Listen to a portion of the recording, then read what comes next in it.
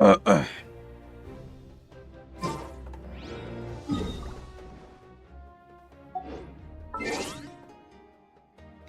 What sort of color is this? I'm heading in the standard shift. Is the ability to not get lost some sort of talent?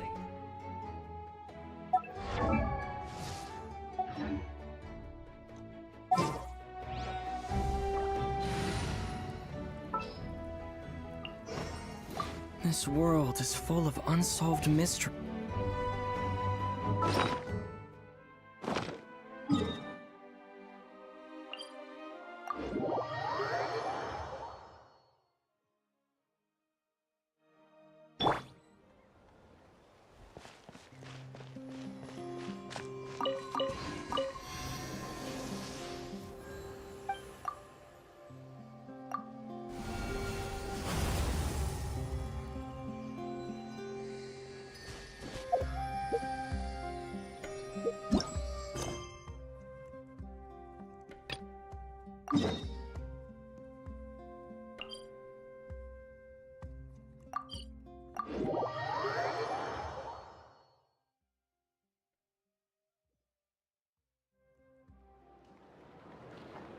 Thank you for waiting. I finished checking your adventurer handbook. Here are your commission rewards.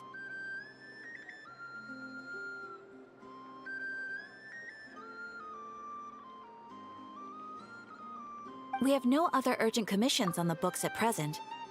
Thank you for all your hard work lately. Perhaps you two could consider taking a vacation. Amazing! Paimon never thought we'd end up having downtime in Nod Krai. Things were pretty hectic when we first got here. Everywhere you looked, it was either the Wild Hunt causing chaos or the Vatui stirring up trouble. It felt like this whole region was one giant slime in a barrel, ready to go boom at any moment.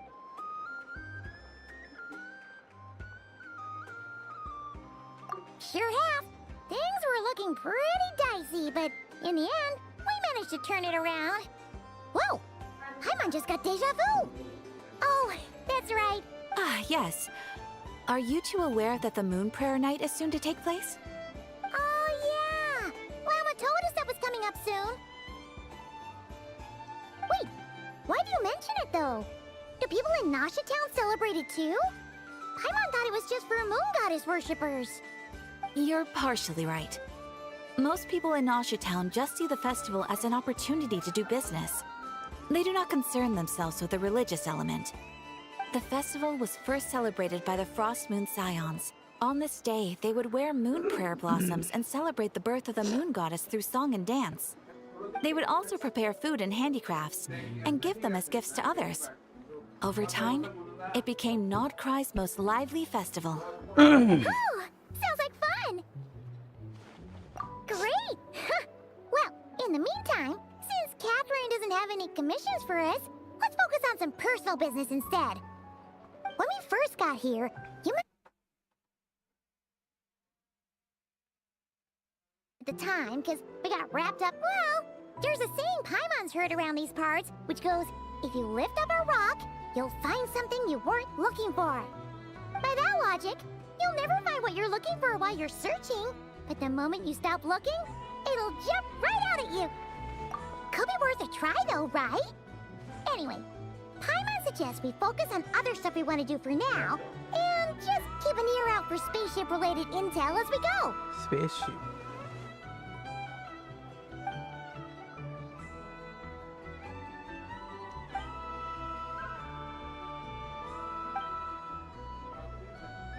What's wrong? You look super serious, huh? Paimon gets why you'd be concerned about Columbina, but what does the doctor have to do with anything? Oh, that's true. And now that you mention it, we're definitely... It is weird that he hasn't shown himself this whole time. What could he be up to? True. Paimon would much rather deal with Marionette anyway. She says the meanest things, but when it comes down to it, she doesn't seem like a bad person. Maybe it's the pressure of being a... Does she feel like... But then, every time we headed out with Rarier, she always wound up having to repair Polonia and her other robots. That's gotta sting. Losing face always hurts more for people who care a lot about their image. She's probably still furious about it. What? Relax! She's not even here! Huh? What's the matter? Oh, nothing. Sorry, we'll be on our way now. Where are we again? Oh yeah, Columbina? Right, yeah. Let's go see Columbina.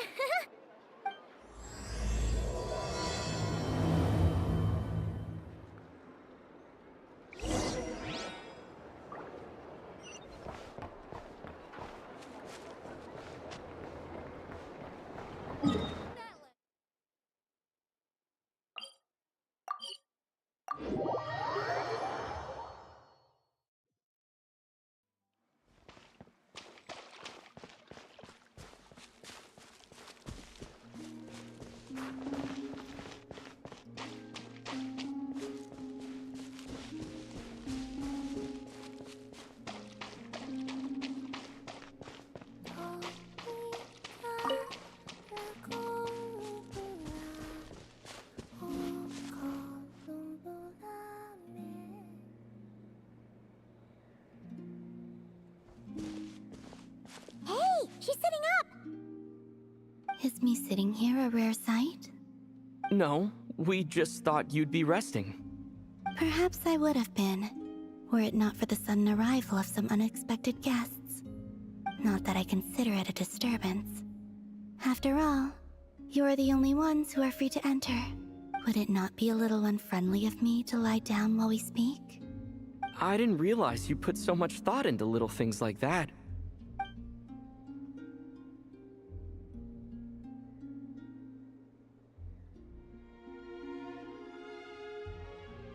Only sometimes.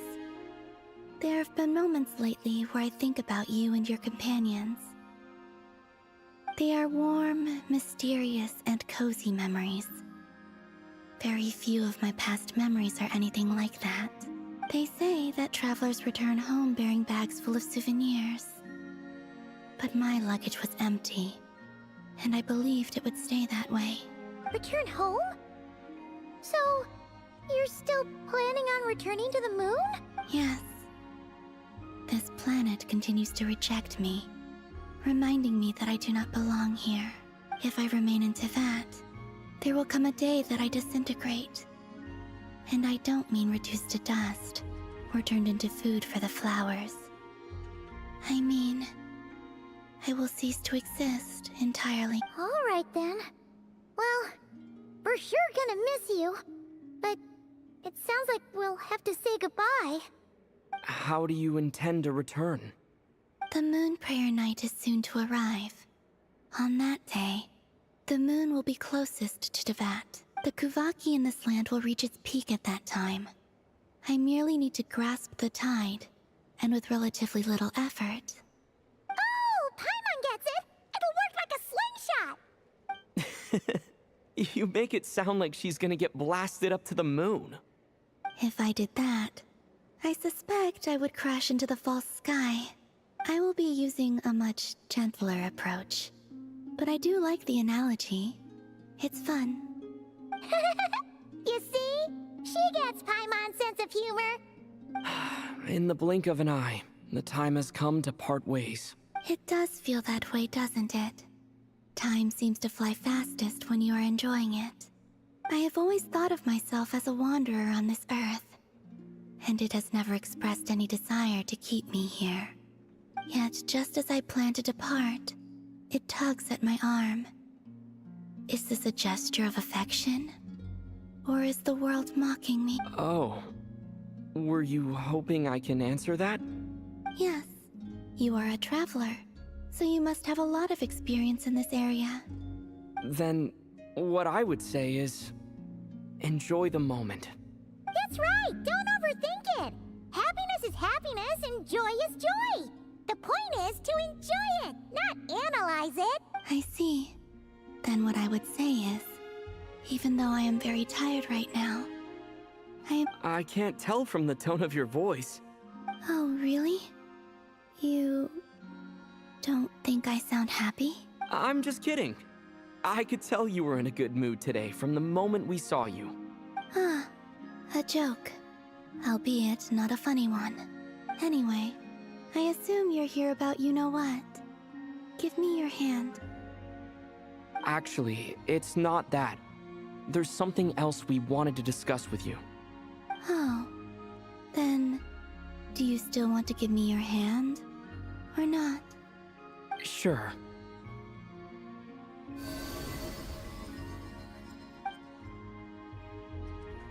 Thank you. So, I've heard that in the Moon Prayer Nights of the past, people here would hold celebrations in the Moon Goddess's honor. Since you helped so much in our fight against the Rehir of Solnari, I think you deserve a farewell party before you return home. I haven't asked everyone else for their opinions on this yet, but I'd like to invite you to join the upcoming Moon Prayer Night. I've never joined a Moon Prayer Night before. I'm not sure what I would even do. Oh, don't worry about that. We take care of everything. All you need to do is show up. Of course, there's no need to force it if you're not feeling strong enough. It's just, this kind of felt like a golden opportunity. But they call me Kutar, and the Fatui have an arrest warrant out for me. I shouldn't appear in public right now. I'll make it work. You have my word. Yeah, we got your back. Well, he does. Paimon's actually not too sure what he's planning. All right, if you're sure. I will not refuse your invitation. I suppose it wouldn't hurt to pack a few more sights from this world into my suitcase before finally learning what my homeland looks like. Oh, if you see Lauma, please tell her that my answer to the question she asked me is neither yes nor no. Rather, it is. That was kinda cryptic, but sure. Guess it's between the two of you. We'll pass along the message. Bye for now.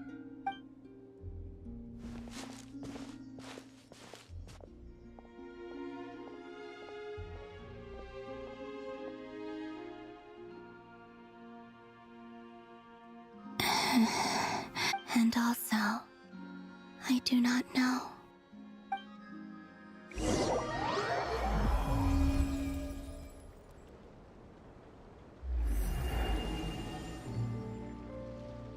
Since she's agreed to join the festival, let's go see who else wants to take part. Lauma's gotta be the person most familiar with the Moon Prayer Night.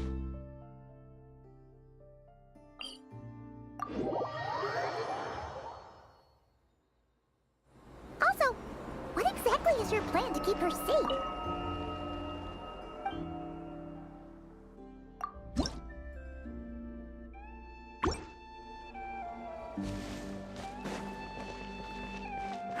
Not sure yet. I'll figure something out. What? Are you serious? And Paimon even gave you her vote of confidence back there! When did you become so sneaky?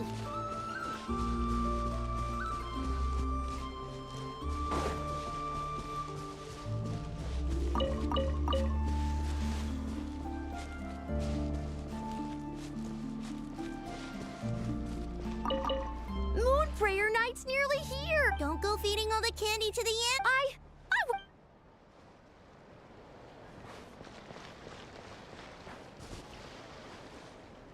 Hey, Lauma! It's us! Huh? Varka? What are you doing here? Beats me. I had a bit too much to drink last night, and when I woke up, I was on Hisi Island. Mr. Varka is helping to oversee Nasha Town's preparations for Moon Prayer Night. He is here to go over some details regarding the decorations and custom cloth designs. Right, yeah, that too. What do you mean, that too? Yes. Celebrating this festival is a long-held tradition here in Nod Krai. On this day, the crescent moon at the top branches of the verdant crest turns into a full moon, and the moon prayer blossoms bloom with a special radiance. It's an especially welcome event coming off the back of all that nasty business with Rehir. Everyone got put through the ringer recently, and now they're looking to turn their fortunes around. The big shots in town all agree that a big, lively celebration is just what we need to rebuild people's faith in this place. No wonder Catherine said that people weren't so bothered about the religious element. That's right. It's become more of a local custom by this point. The celebrations have little to do with whether the religious stories behind this event are true or not. Even the Frost Moon Scions are eagerly awaiting the coming of Moon Prayer Night, despite now knowing that their past beliefs were founded on a falsehood. That's fair. It's a bit like the Lantern Ride in Liyue. It's a chance for people to enjoy themselves, not debate the existence of the Adepti. Oh, one other thing. We just went to see Columbina. We went ahead and invited her to take part in the festival this time. Hope it's okay. Wait, so... you mean she agreed to it? Huh. That's quite a surprise. Then, I suppose that she intends to return to the moon on that day. Oh, yeah. It's kind of a complicated process, but basically, it's like a slingshot. I understand. That she might make such a decision. Well, if Kutar Guy has decided to 608. participate in the Yo, festival, how are you, we man? should prepare I'm accordingly. fine. Yeah, exactly. She was saying how it could be risky for her to show her face in public. We were wondering if there was any way we could hide Thank her. you for commenting on my stream. Unfortunately, the people who carved the statues did an excellent job of capturing her likeness. It will be very challenging to hide a goddess whose face everyone is so familiar with. Darn! We may have bitten off more than we can chew here. Nah, don't sweat the small stuff. We can handle that. Huh? Are you saying you have a plan? Not as such, no, but the most important thing with a festival is to keep the mood light and your spirits up. You can't go prepare.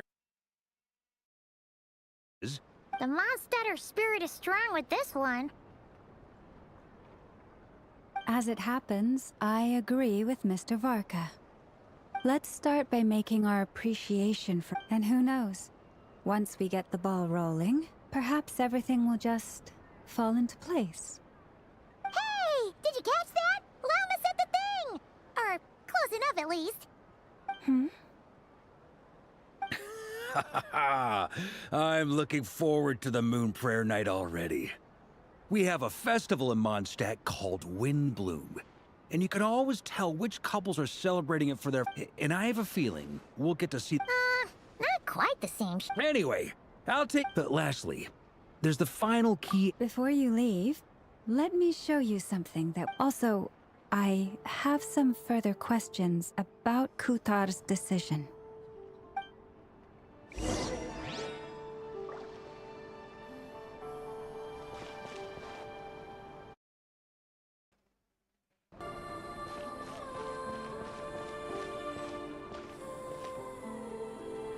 Huh? What's this? They sure look like they're having fun. I believe so. Kuhenki seem very skilled at playing drums like these, although I'm not sure where they learned it from. Maybe it's an innate talent? The game's very In their eyes, they're smooth, probably just playing with and toys. This new Act 5 and 6, I just started playing that. I think it's really good. This will be the farewell of You wanna play Columbina, I think. Or first impression. Yeah. She looks more confused than anything. Maybe we can teach her next time if we get the chance.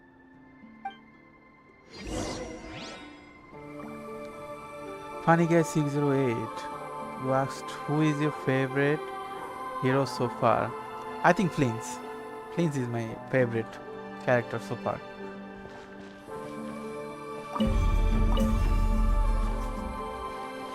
What are these floaty things? Moon veils. We hang them from... Everyone seems hard at work. They are preparing items for Moon Prayer Night. For instance, Javarka and I were just finalizing the details of where it will be placed. Ah, there she is. This article would be so large. Not to worry, though. All the necessary arrangements have been made. Just let me know once it's ready, and I'll get some people to ship it over. You have my thanks. And over here, we are preparing a very traditional confection. Oh, look at all these colors! It looks great! I think Flint is the best character so far in Nod Krai. Of course. I have a feeling you'll like it a lot. You bet! Sweets and... If you included those in the Feast of the Moon, I bet Paimon would have joined the Frost Moon Scions by now. There will also be verdant crests like this present in Nasha Town during the festival. The timing of Moon Prayer Night is not completely set in advance. As such, the wait itself is a fun feature of this particular festival.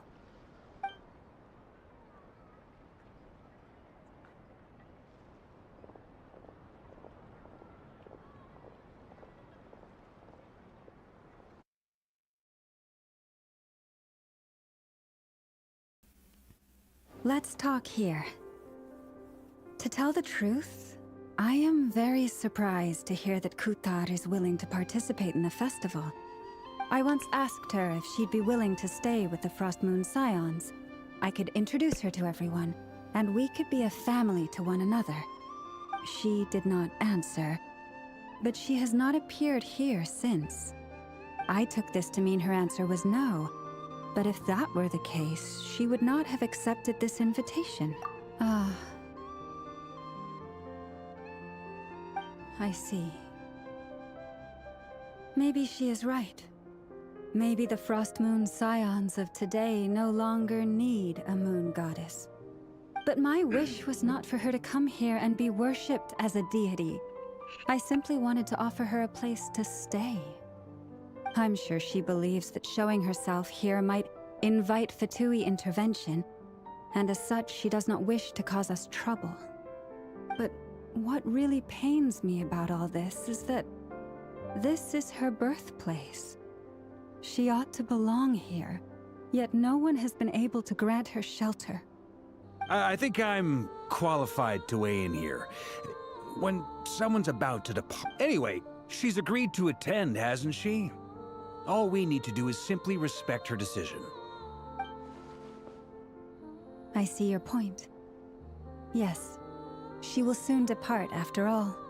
Our job is to leave her with some happy memories. Besides, who's to say her journey to the moon is a one-way trip? It's not like she can't come back and visit if she wants, right? Paimon agrees wholeheartedly. Festivals are all about having fun, I so don't let's keep it think simple. the Columbina would All right, be able to come I'm gonna back head back to Nasha once she Town goes soon. home. Want to come with? Sure thing, let's go! Bye for now, Wilma! Thank you all. Parka.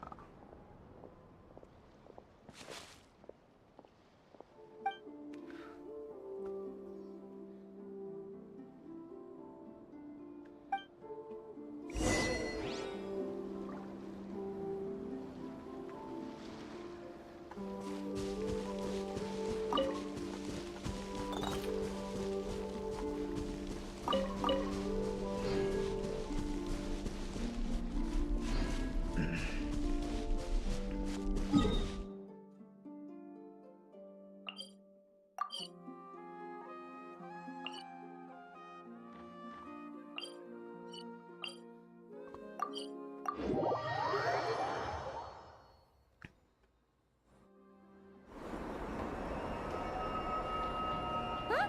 Hey, over there! It's Duran and Albedo with Flints! What could they be chatting about?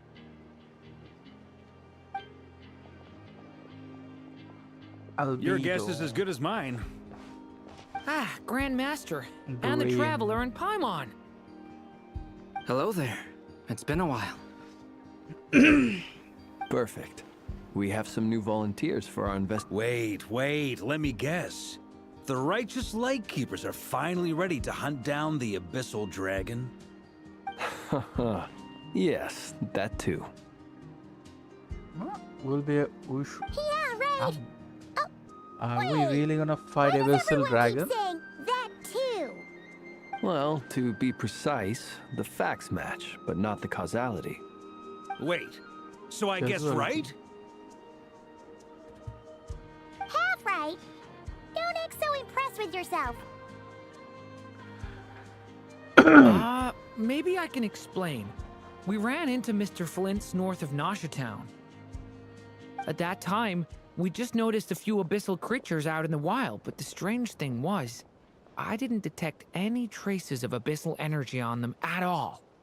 On closer inspection, we realized that they were not real monsters, but something akin to reflections in the water, or perhaps a mirage.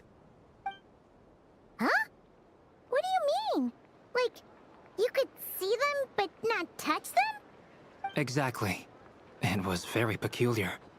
They roared and tried to attack us, but we could not make any physical contact with them. I think I've heard of things like that happening in Nod Krai before, but I don't know much about it. Yes, it's a known phenomenon. Mirage-like illusions tend to appear in Nod Krai in the run-up to Moonprayer Night. From a distance, they appear quite real. I myself thought that Misters Durin and Albedo were locked in battle with abyssal monsters when I first arrived. But after sharing intel and investigating a little further, we can confirm that these illusions are harmless. There is no great cause for concern. All the Mirage stories I've heard are either animals, rocks, or small houses. Abyssal monsters, though? That's a first. It's a first for me, too. So I'm planning to look into it further just to be on the safe side. What about you two? Any plans? Alice contacted me a few days ago. She'd like me and Durin to assist her with an experiment. But we lost contact shortly after receiving the message. I'm sure that comes as no surprise to anyone familiar with her. We don't know when the wind will blow, yet when the wind blows, we will know. That, in a nutshell. Yeah, that tracks. Okay. Well, I suggest we investigate this Mirage business in the meantime. It's piqued my curiosity. I know someone who will already be 10 steps ahead of us. Well said. Right? Whatever's happening in Nod Krai, she always seems to be the first one to know. Let's go see what she knows. We can invite her and her staff to the festival while we're at it.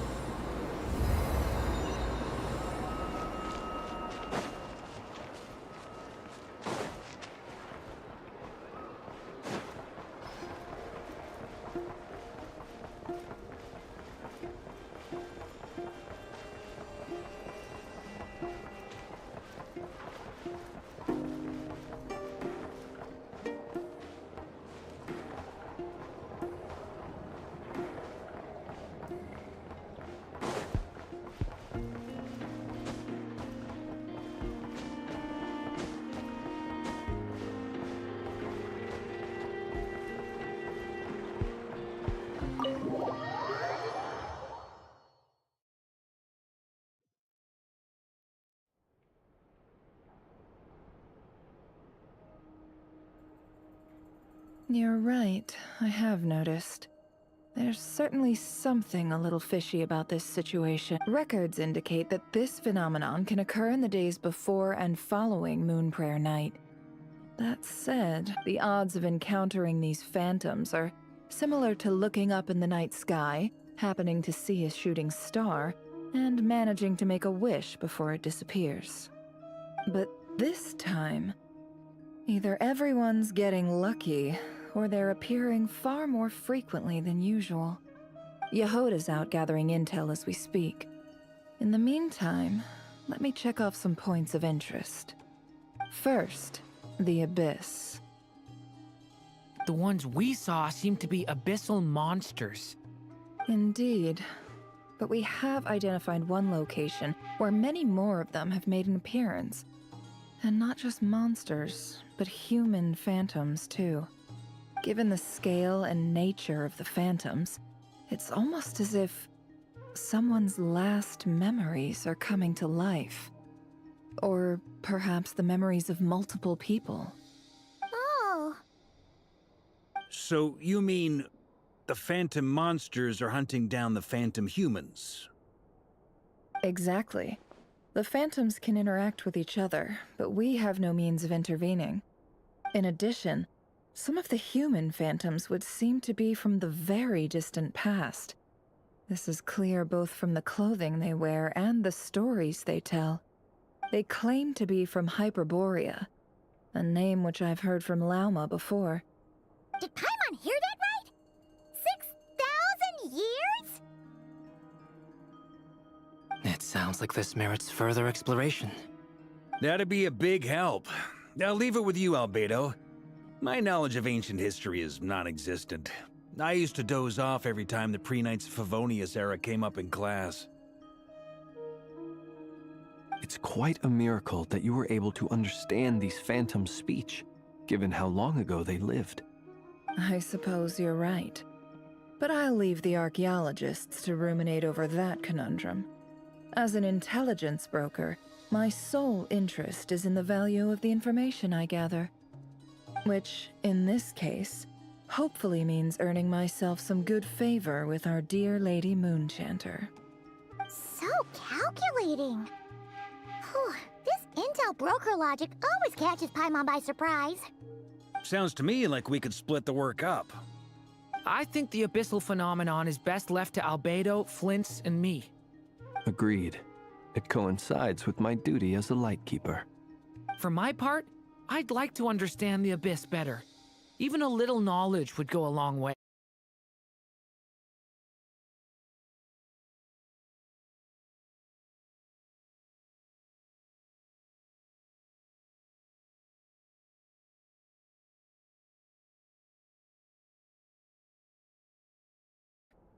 That just leaves our trusty team of two on it. Since you became an honorary Oh yeah! By the way, we managed to convince Columbina to come to the Moon Prayer Night celebrations. Would you and Yehoda like to join too?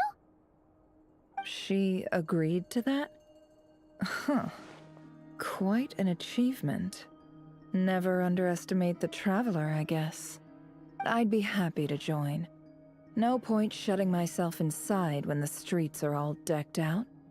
And Yehoda loves a party. So I'm sure— No, no, no, no, no, no, no, no, no, no! Way to contradict me in front of— Wait, no, that's not what I... So many people. Alright, everyone inside.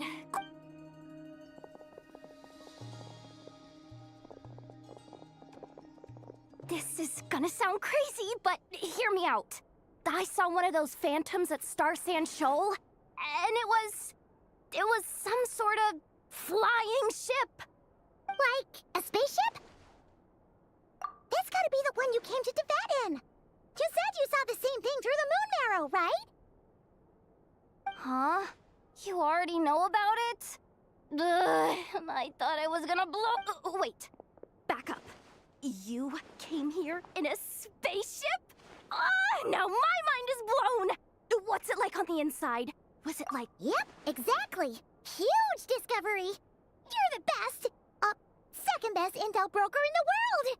After your boss, of course. Wow. Really? I guess that decides where we're heading next. Come on, don't look at me like that. I know the spaceship doesn't have anything to do with me, but you don't want to leave me as the only one twiddling my thumbs, do you? Fair enough. You can tag along. In that case, let's meet back here to discuss our findings once we're done. I wish everyone a productive investigation. You too.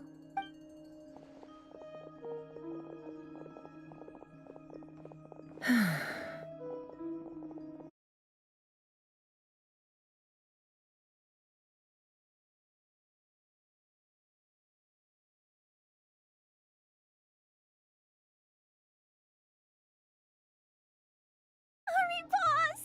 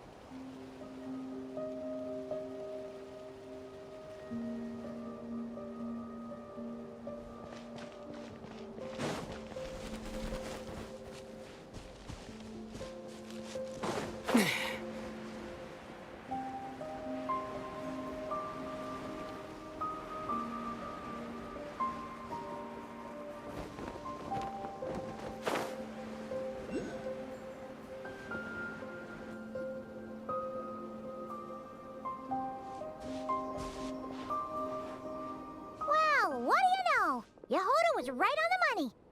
This Phantom really is your spaceship. But that's so weird.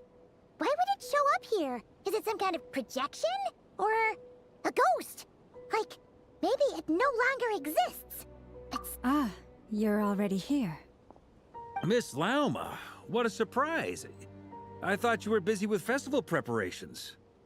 I was, until one of our people informed me that no one's ever seen something quite like this before. Same here. Oh, so we heard that these things appear around the festival period. Any idea why that is? Unfortunately not. We have very limited information about them, since they can't be interacted with. And no human phantoms have ever made an appearance before now.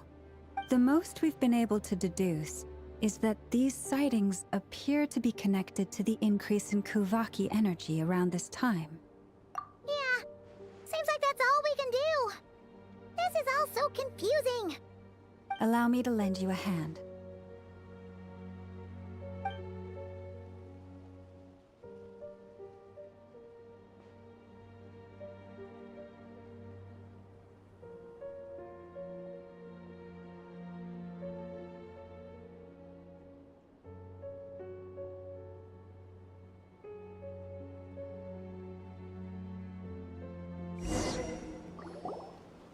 Everyone, our friend here should be able to provide us with some information. Is that a I've heard about how the Frost Moon Scions live in harmony with the animals and can even communicate with them.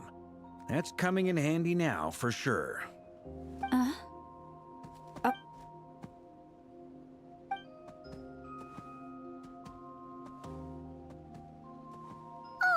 it's leaving.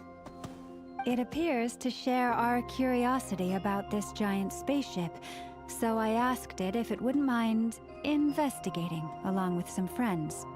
In return, I told it about some nearby spots where the wild fruit grows abundantly.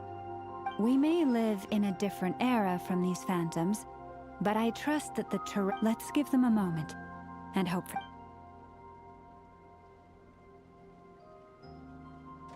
All back together? Must have been a lot of fruit. Indeed. Now let me ask them some...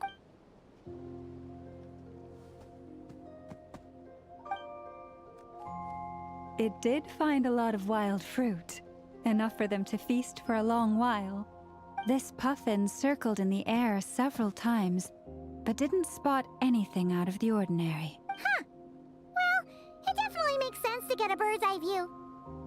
Indeed. Other than that, I was also thinking that the world these phantoms see is also different from ours. Oh, I get what you mean. The wild fruit exist in both times and spaces, but there might also be things that only exist in that space-time, which we can't see. Good point. Great thinking, Lauma. Blunthorn rhinos can use Kuvaki to shift great rocks. But this one said the sniffer mole tried too, but despite being a skilled digger, it could not get through. They say that the spaceship looks robust and undamaged. It seems completely impervious to any and all attacks. Whatever lies within is well defended from harm. So, just like us humans, there was nothing they could do about this spaceship. Yes. We are grateful for all your efforts, dear friends. Now go, and enjoy your feast. I've noticed some other human phantoms gathered nearby. Come on, let's go talk to them.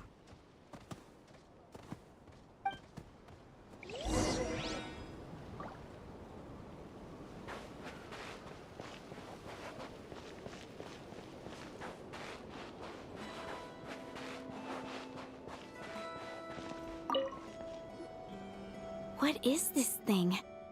I've never seen it move, and there's no way to get inside. Goodness knows. My grandpa says it's been sitting here at least since his grandpa was still alive. What about his grandpa? Did he say anything to your grandpa's grandpa about it? Huh? I don't know. In all likelihood, it was here back then too. Hard to imagine something this huge could move. Guess that means means that as far as they're concerned, this ship's been around a long time.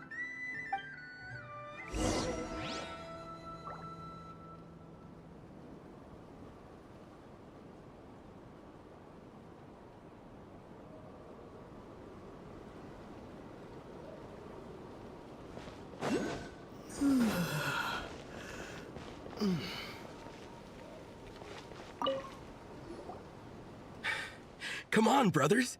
If we can get even a small chunk off of this thing, it's gotta be worth a fortune. Today is the day we strike it rich. Huh?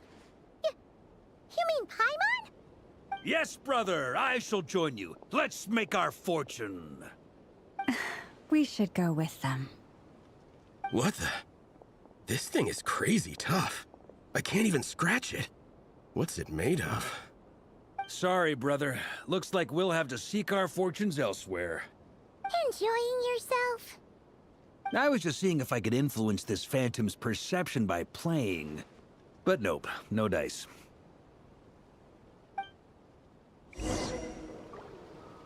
I'm sure we're all starting to build up an idea of what's going on here now that we've spoken to some of the people. These phantoms are reenacting real historical events in Nod Krai. It's almost like we're in some kind of interactive stage play. We can talk to the actors, but the plot is fixed, and we can't influence it. It makes sense. History is set in stone. The objective facts of the past cannot be changed. Paimon totally thought you were just goofing around earlier. But actually, you were doing some serious investigating. Of course I was.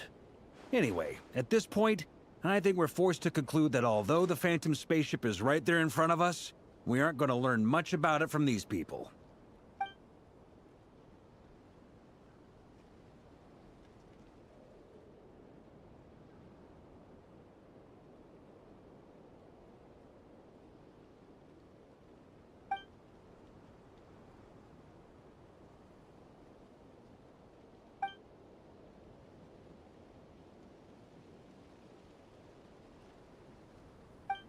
Don't be discouraged.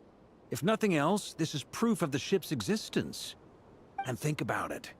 So many people tried to hack their way inside, but no one could get to me. That says that we'll either... Huh. Every now and then, when Varka gets serious, he actually does seem like Grandmaster material for once. I wonder how the others are doing. Let's head back for now. Sounds good. Also, drinks are on me if Team Knights of Favonius... Wait! We have a team name now? Am I in Team Knights of Favonius as well? You're very welcome to join. We've even got a cathedral ready for you. Isn't that technically blasphemy? You wouldn't dare make a...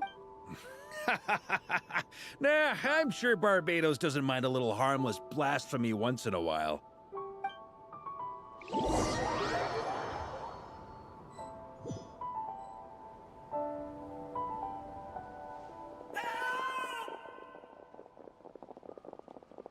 Oh, no! Get away! Oh.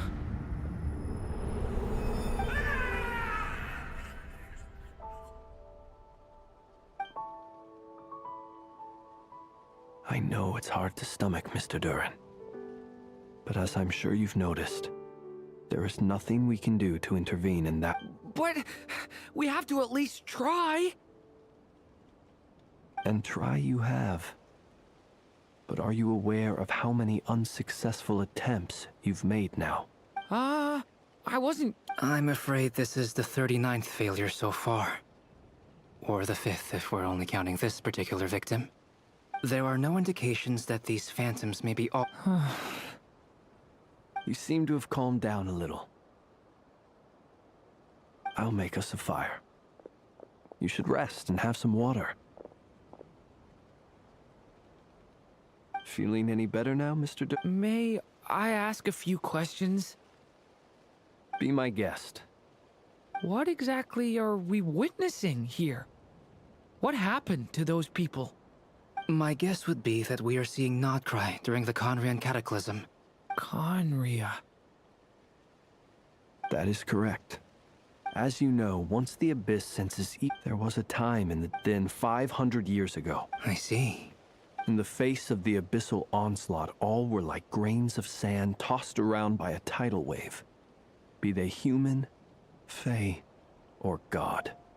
The moment you witnessed is but one drop in a whole ocean of catastrophe. All right. I guess that answers my second question, too. I wanted to know why there's nothing I could do to help them, and that's because what we are seeing is history. That would be my guess as well. As I understand it, history and fate are not all that dissimilar. The latter may be unseen to us, but both are immutable. Yes. Fate was determined long, long ago. I still have a couple of other questions for you, Mr. Flint. You mentioned more than one abyssal disaster that has struck this land in the past. How can you be sure that what we're seeing is from the Conrian incident? And also, how are you able to stay so calm when you're talking about these events? From everything I know about you, you're not cold or ruthless, and you're not indifferent to the suffering of others. Alas, I am forced to show my age. I must be 600 or 700 years old by human measure. Wait, so you... One is not easily moved by history when one has witnessed the truth firsthand. I'm sorry. You needn't apologize. Your passion is a good thing to have. Treasure it, because someday you may find it in terribly short supply. Now, at the risk of offending you, I have a question in return. Your curiosity toward the Abyss, is it born from hatred or because you sense its call? I only ask because I kept a fragment of Rarir's body in my lantern for a short time. Specifically, his heart. So I know what a burden it can be to carry the Abyss with you. And I hear its power growling from somewhere within you. In my eyes, your mere existence is a miracle. My honest answer is... I don't know. I don't think I have the confidence to say for certain. What I will say is the Abyss is not the only issue that haunts me. Even before I became who I am today, the question dogged me constantly. Should I even exist at all? My doubts remain unresolved. But when we fought Rarir, something became a little clearer to me. Sometimes it is the darkness within us that allows us to achieve the impossible. I certainly got the sense from your 39 attempts that you were trying to achieve the impossible. It sounds like you've resolved to see the truth for yourself. Absolutely. In that sense, he and I are quite similar. Then I wish you every success. I look forward to the day of your transcension. Well, if everyone's caught their breath, I suppose we should head back. Oh, and one last thing. I'd appreciate if you kept our discussion about history a secret.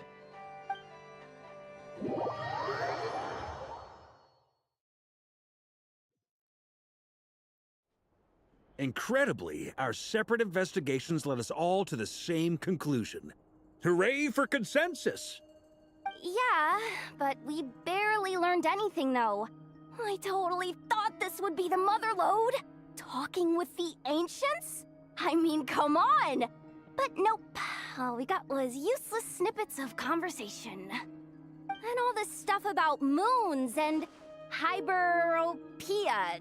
What a load of baloney. Seems like people back then had a few screws loose. I understand your frustration. We found the same issue. Each phantom only showed a very brief moment in time. There isn't much value to be found in these miscellaneous fragments of a civilization's history, no matter how glorious it may have been. If there's a silver lining, it's that these phantoms are harmless to the present reality. They shouldn't get in the way of the festivities. Paimon agrees. And not just because it's the first thing she understood in this whole conversation. You look disappointed, Nefer. Is something the matter? What do you think? We all worked our tails off, but the only one to gain anything from it was you, Lady Moonjanter. Well, please do share the Hyperborean records with me. I will gladly inscribe them in our people's documents. Oh, duh! Yeah! That was it! Hyperborea! I'm serious. Only an expert in the Frostmoon Scions and their history can turn these The alternative is to let them gather dust on the Curatorium's storage shelves until the pages turn yellow. Nefer, you're wise enough to know that cooperating and sharing the profits is the best course of action here. Well, that goes without saying. Sure, let's do that. Huh? But didn't you say we aren't supposed to give out intel for free? Sorry. Shutting up. Now is not a good time to push Nefer's buttons. Anyway, back to Moon Prayer Night. I'm thinking that we should prepare something a little special, aside from the usual decorations and so on. You mean a parting gift? Can't go wrong with food. Although, does food go bad on the moon? Perhaps a lantern would be a better choice. It could prove difficult to light a lantern on the moon. Magical stones might serve that purpose better. What about a clockwork mecha model from Fontaine? I've got a whole bunch at home. I use them for fighting practice in my free time. None of these sound like things she would be even remotely interested in. But we don't interact with her enough to know what she likes. Yeah. It would really save us the guesswork if someone could find out what she's into. Wait, what the? Traveler? They're all looking at you.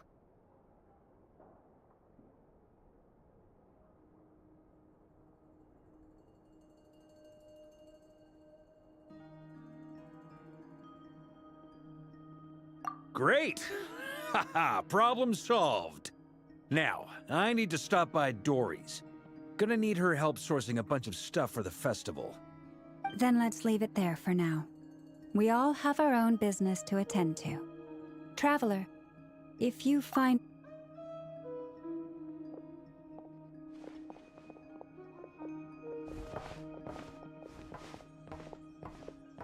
Is something the matter?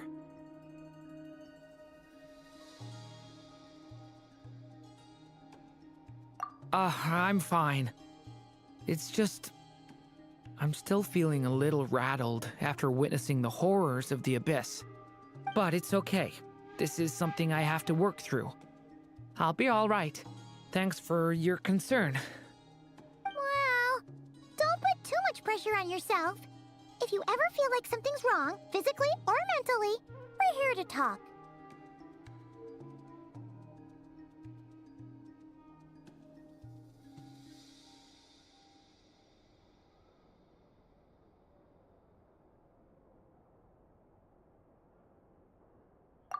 Come on. Stop treating me like a kid.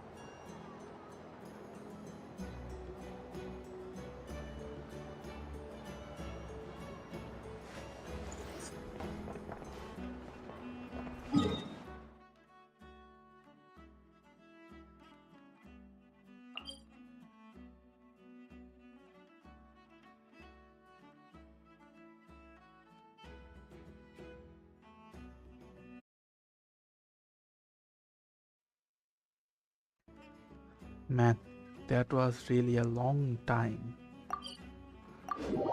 of that cutscene. Oof. More than 10 minutes. I have to sit still and wait for it to end.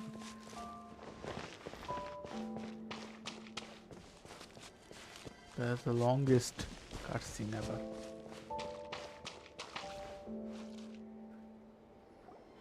Columbina, we're back! Huh? She's not here. Weren't there a few Kuhenki here last time too? Where did they all go? Walkies? For Kuhenki? You're not pets, you know. Oh, well.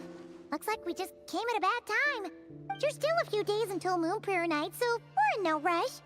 Besides, she needs time to rest anyway.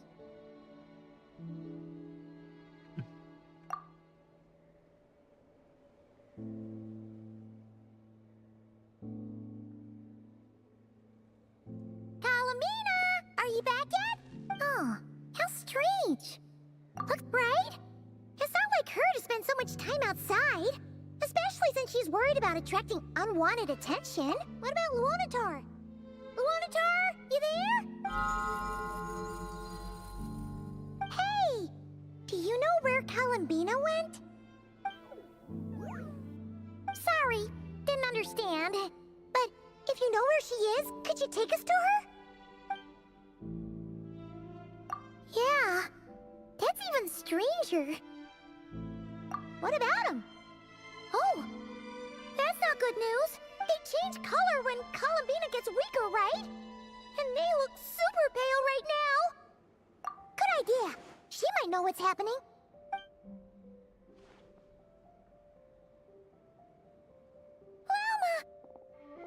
Ah, it's you.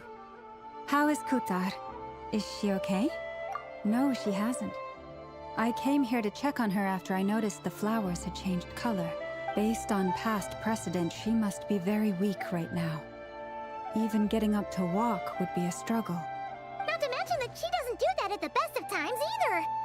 So yeah, this is super weird. No. Very few people are in the know about Kutar's whereabouts. And if anyone suspicious had visited, they'd have left some sort of evidence. Come on, Already 1 let's go hour to passed. Nasha Town. If anyone has seen her, someone there will know about it. It's Nod Krai's information hub after all. Makes sense. Let's go!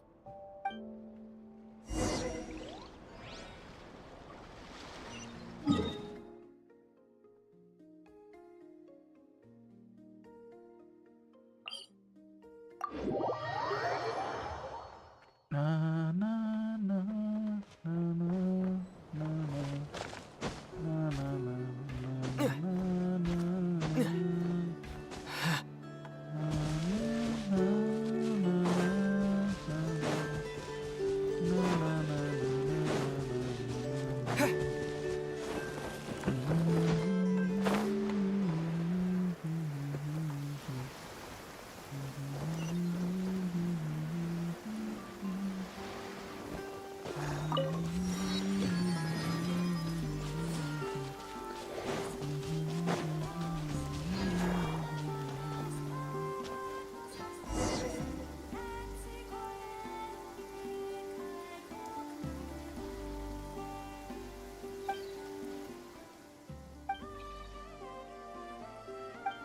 Yeah, there's an world quest. I have to quickly skip it.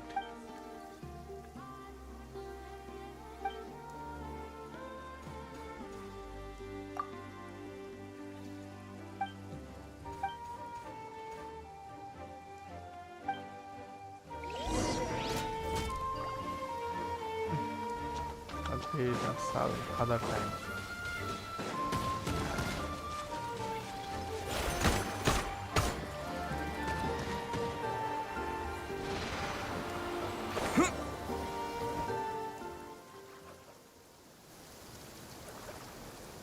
Wait a moment.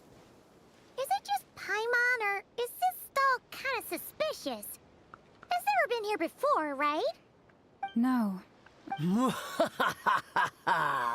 Alas, your free and easy adventure time is over. Now, prepare to face the final boss of Nod Krai. Whoa! Where'd that Not sure. but it's definitely... No, no, no, not that way. The final boss is right here. The sniffer mole? That's the final boss? Surely not. Also... Okay, the jig is up. I'll stop teasing you. Turn around. I'm right behind you. It seems I've managed to leave quite an indelible impression, even though you've never seen my Who face. is she? Oh, nothing could make a great mage New more character. pleased with herself. Alice. New character. New character. Great adventure of...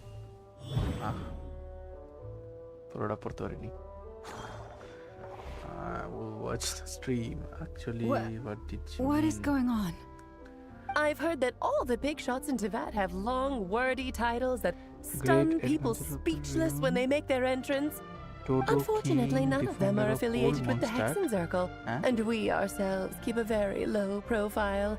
The notorious name-dropping doesn't quite work for us. Still, I, for one, think I'm really quite amazing. So that didn't stop me from coming up with a title anyway. Alice? It's really you this time? Not a lantern or a dodoco, but Alice in the flesh? Oh, that's right. So, what do you think? How does it feel to finally meet me? She was an old character, but never shown her face. Oh, that's the first thing you thought. A little surprising, but that actually makes me very happy.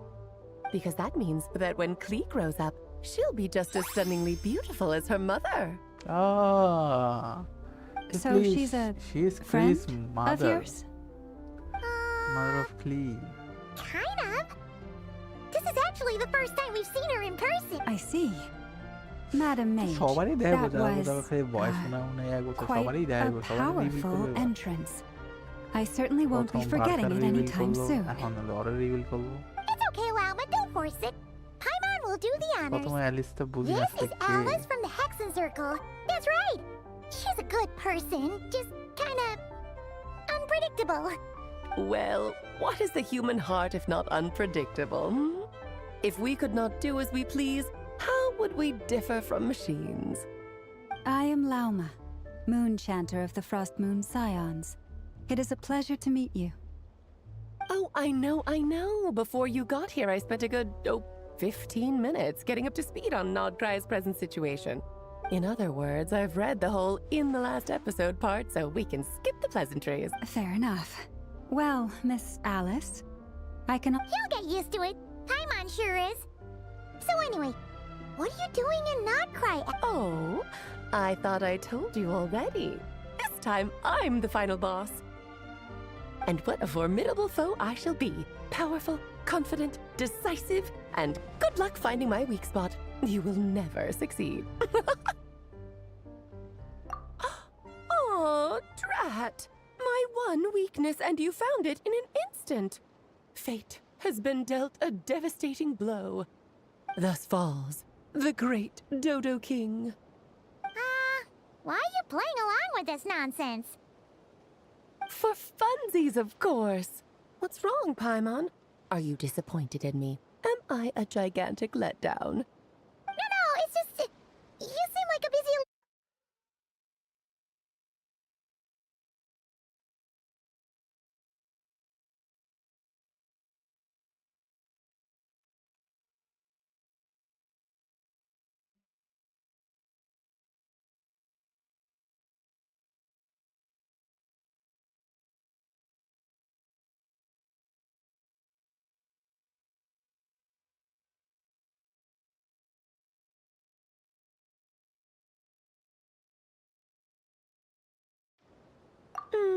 Kind of.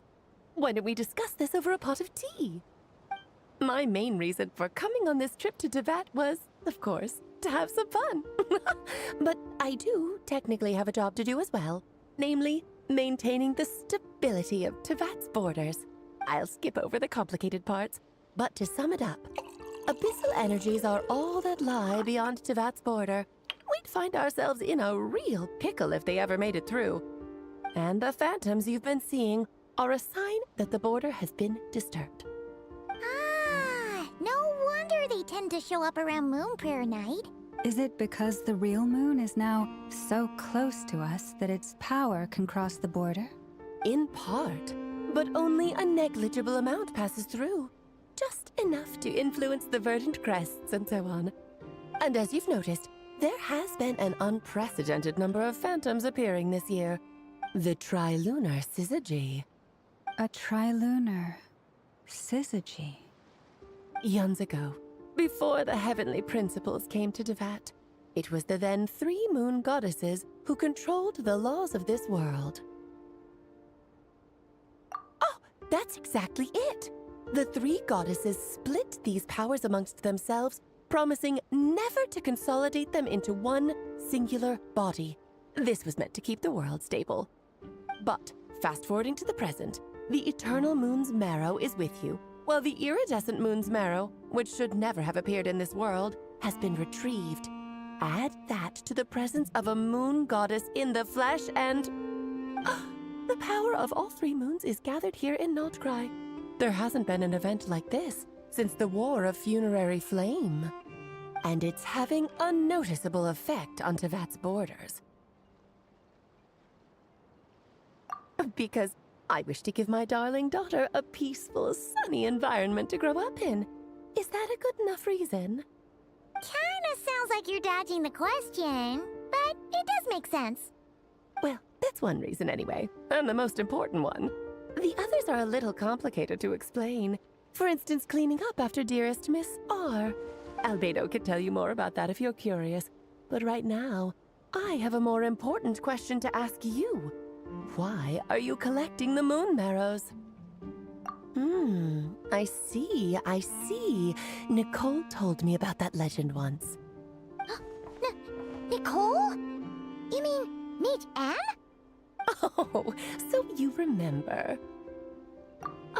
Yes, of course. That was a story about fate, her area of expertise. But back to the story of our dear moon goddess.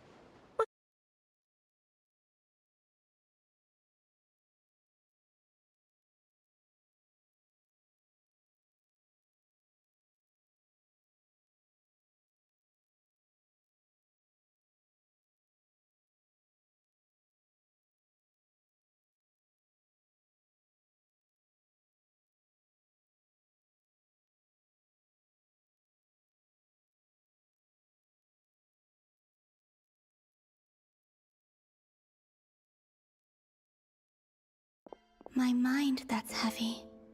My arms and legs are as light as a feather. What's happening to me? I feel drowsy, like I've been asleep for too long. Is it daytime or nighttime? Is the moon out? I think I'll go for a walk.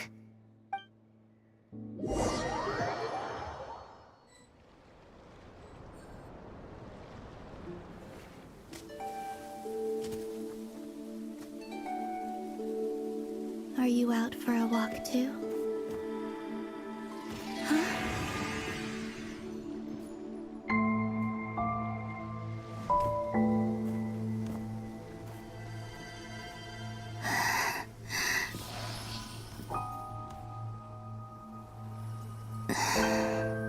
The day has come at last.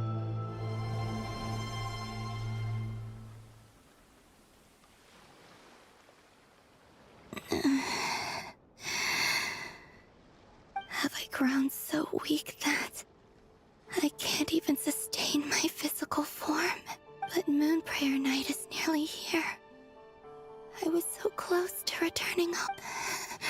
Death is near. Will I return to the moon after I did? I don't want it to end like this. So far, at least, I still exist. Even if not physically, I can still feel. But as my power wanes, I'm sure that too will fade. I suppose I might take one final look at this world. The world where I was born.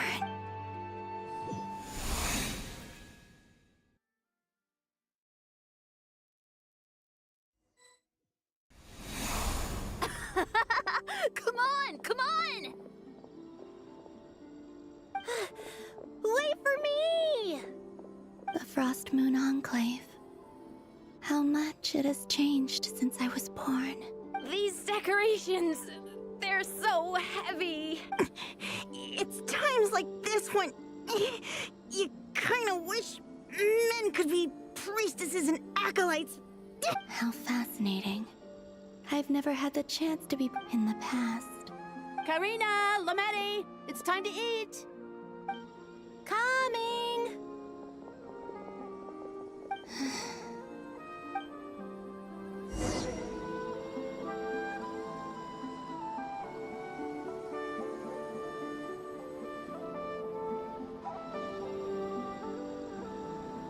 So just fill these balloons with air, right? Yep. Try a couple now to test things out. The rest can wait till Moon Prayer Night. Think fast. Vreda! Teasing an acolyte of the Frost Moon Scions? Surely that's a punishable offense. Take this! Huh? All right, enough horsing around. Lady Lauma gave us a task. We should get back to it. The task is just to check that the balloons don't leak, right? Okay, you got me there. We won't use all of them. And as long as Lady Lauma's trusted acolyte doesn't snitch, this can stay as a little secret between friends. A couple more can't do any harm, right? Oh, you menace. Then, think fast! Is pumping a balloon full of water really so much fun?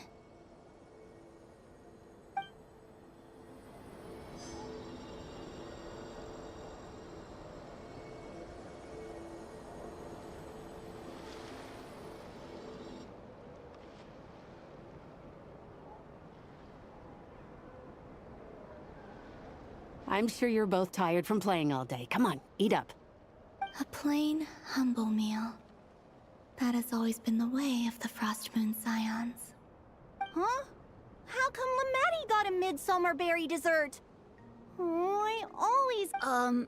I don't mind sharing. You can have a bite of mine if I get to have a bite of yours. I've never shared food with anyone before. Even at the Harbinger tea parties, and when I couldn't finish my food offerings from the Frost Moon Scions, they'd leave the leftovers out under the moonlight for the animals to claim. Hey! That was 2 bites!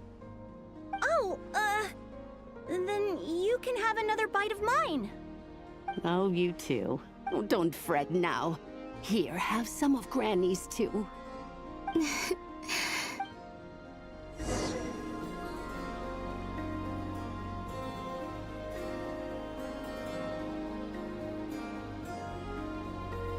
I'm seeing so much that I'd never usually get to see. They'd never act like this when I was around.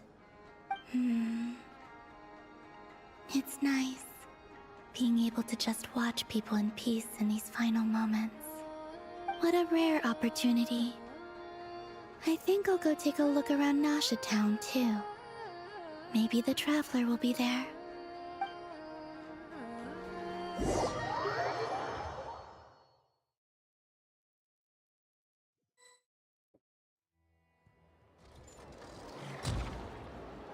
After the War of Funerary Flame, the Moon Goddesses were no longer recognized by That's why the Moon Goddess's strength is fading. She cannot withstand the world's rejection of her. To be more pedantic about it, the Moon Goddesses did something to offend the heavenly principles, and that's why they were ousted. Something of a recurring theme in Tevat's history. Theoretically, speaking so candidly should put me in their crosshairs too, but they can't tell me what to do. I'll say whatever I want. Anywho, the Moon Marrow energies were but a drop in the bucket for her, and that battle against the Ray Hair of Solnari only weakened her further. Fortunately, it happened close enough to Moon Prayer Night when the Kuvaki concentration here is high. That's the only reason. What do you mean, fortunately? You said she disappeared. We're too late. Oh, what a headache. I thought this was all common knowledge. I guess I have some more explaining to do. Okay.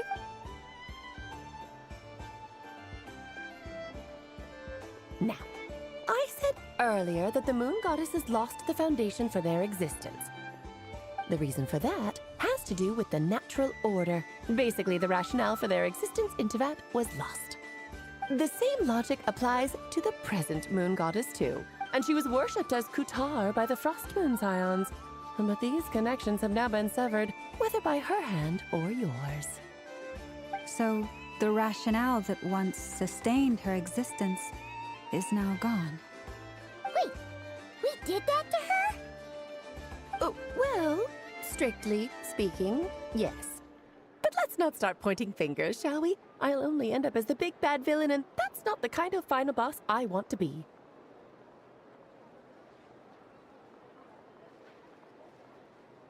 Of course I do. I'm only the greatest mage in the whole entire world. Now, if you wish to find your moon goddess, there are two problems we need to solve. Firstly, we'll need to strengthen the connection between her and Teyvat, at least enough to sustain her until Moon Prayer Night. Strengthen her connection. But does that mean I'll have to rally all the Frost Moon faithful behind this? I'm afraid a bygone faith and a former home won't be of any help to her now. Do you know her name? Her name? Oh, yes. Names are very important things.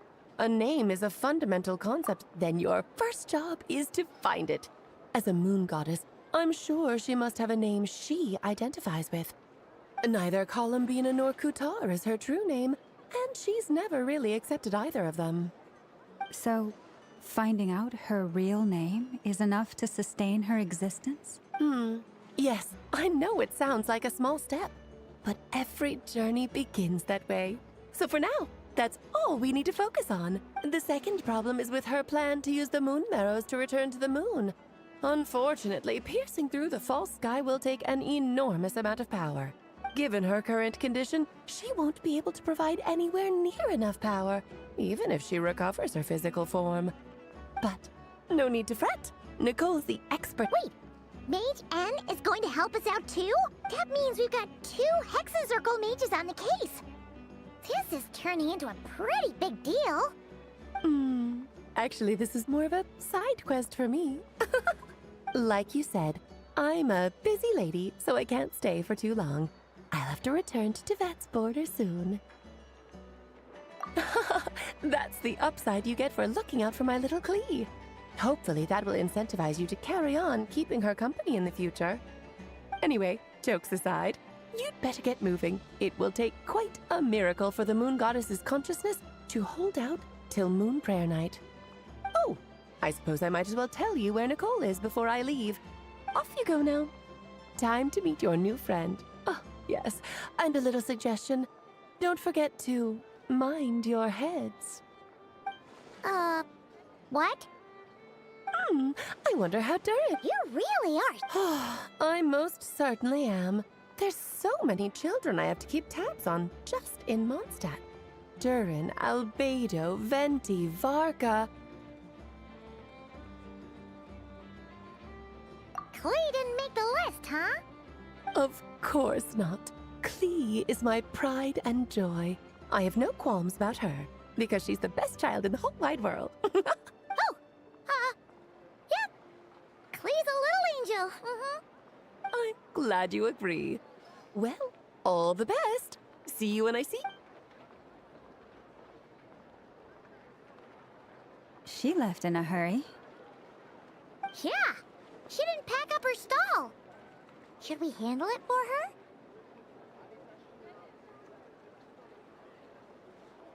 I must say, I'm now very curious about her daughter.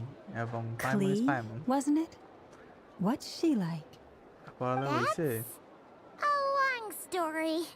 করো করো ভালো করে করো We'll fill you in করো as we ভালো go. করে পড়ালেখা করো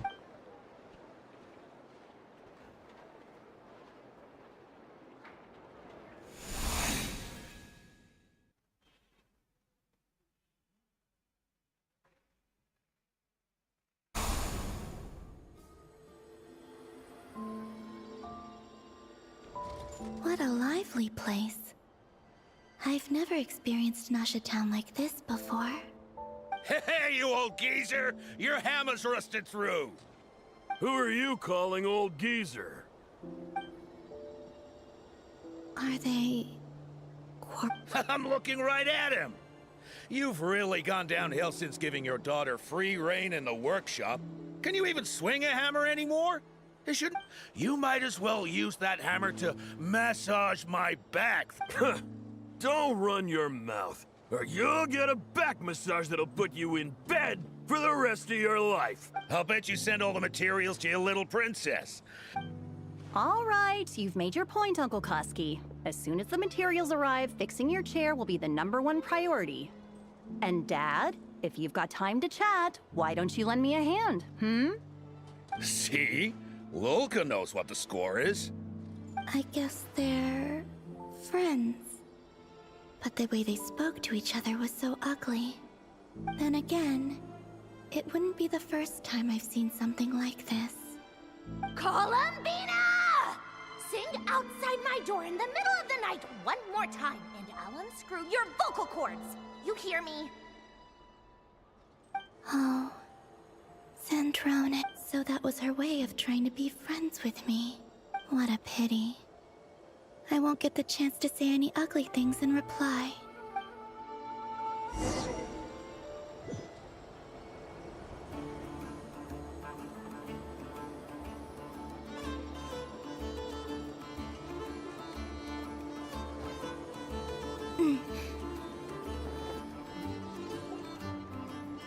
Hey, have you decided what to give her for Moon Prayer Night?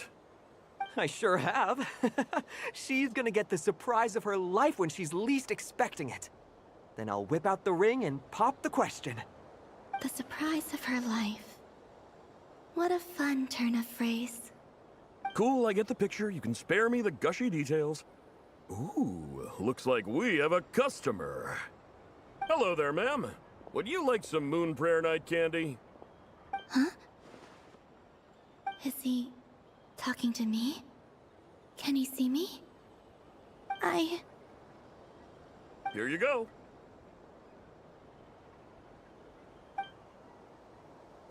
Oh.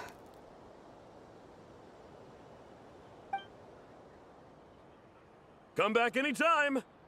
Right. Now, where were we? I don't know why, but I still held out hope.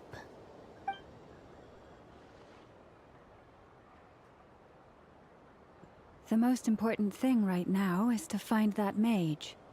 This name thing seems super important too, but where do we even start looking?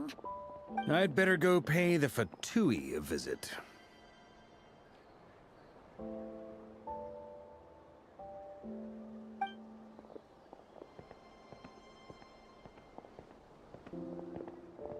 It's so sad, hero. Our main hero cannot. আমাদের hero ওরে বুঝতেই পারলো না, ওর সামনেই ছিল।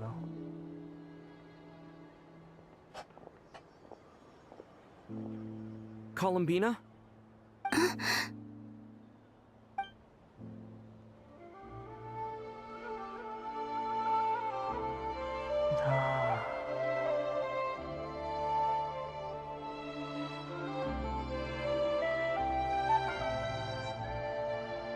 Traveler?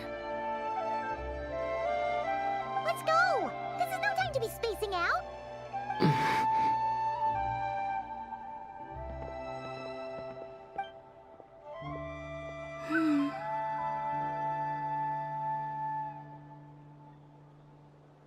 I'm gonna look at, aye.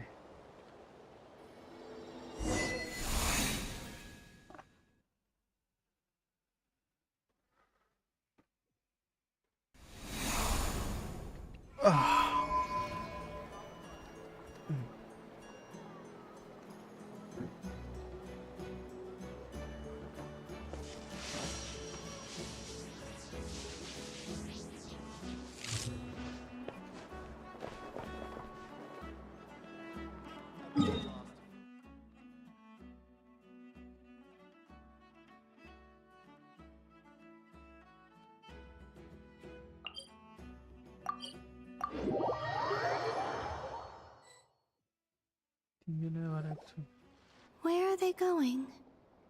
They mentioned a mage and... a name? So, Mr. Varka, are you acquainted with this Nicole? Or should I call her Mage N? Not really. We've never met, though she has come up in conversation. From what I've gathered, Alice kinda took Nicole under her wing. Taught her how to speak in a more ladylike fashion, that kind of thing. Huh. Hard to imagine Alice as an etiquette coach. If I remember correct, Hey! Don't go around making promises on Alice's behalf. I wouldn't dare. I'm just trying to paint a picture of the Hexen Circle for you. Okay, sure. Anyway, since none of us have ever met Nicole, how are we supposed to find her? We can't just go up to every woman in sight and ask, "Hey, are you Nicole?" Maybe some... Wait a minute. Alice Another never said new Nicole was from character. Mondstadt. Oh, true. আরেকটা new That character. would be this young lady, then? শালার, আরেকটা নতুন character. Hey there! Another new Sorry character. to disturb you, but are you Miss Nicole? Varka, Knight of Boreas of the Knights of Favonius. Alice might have mentioned me before. Have we got the wrong person? Well, this is awkward. When I shook my head, I meant, no, Alice hasn't mentioned you before. Huh? Where is this voice coming from? My apologies. For certain reasons, I am unable to speak. This is the only way I can communicate with you. It might take some getting used to, but I hope you can understand. Hey, it's fine.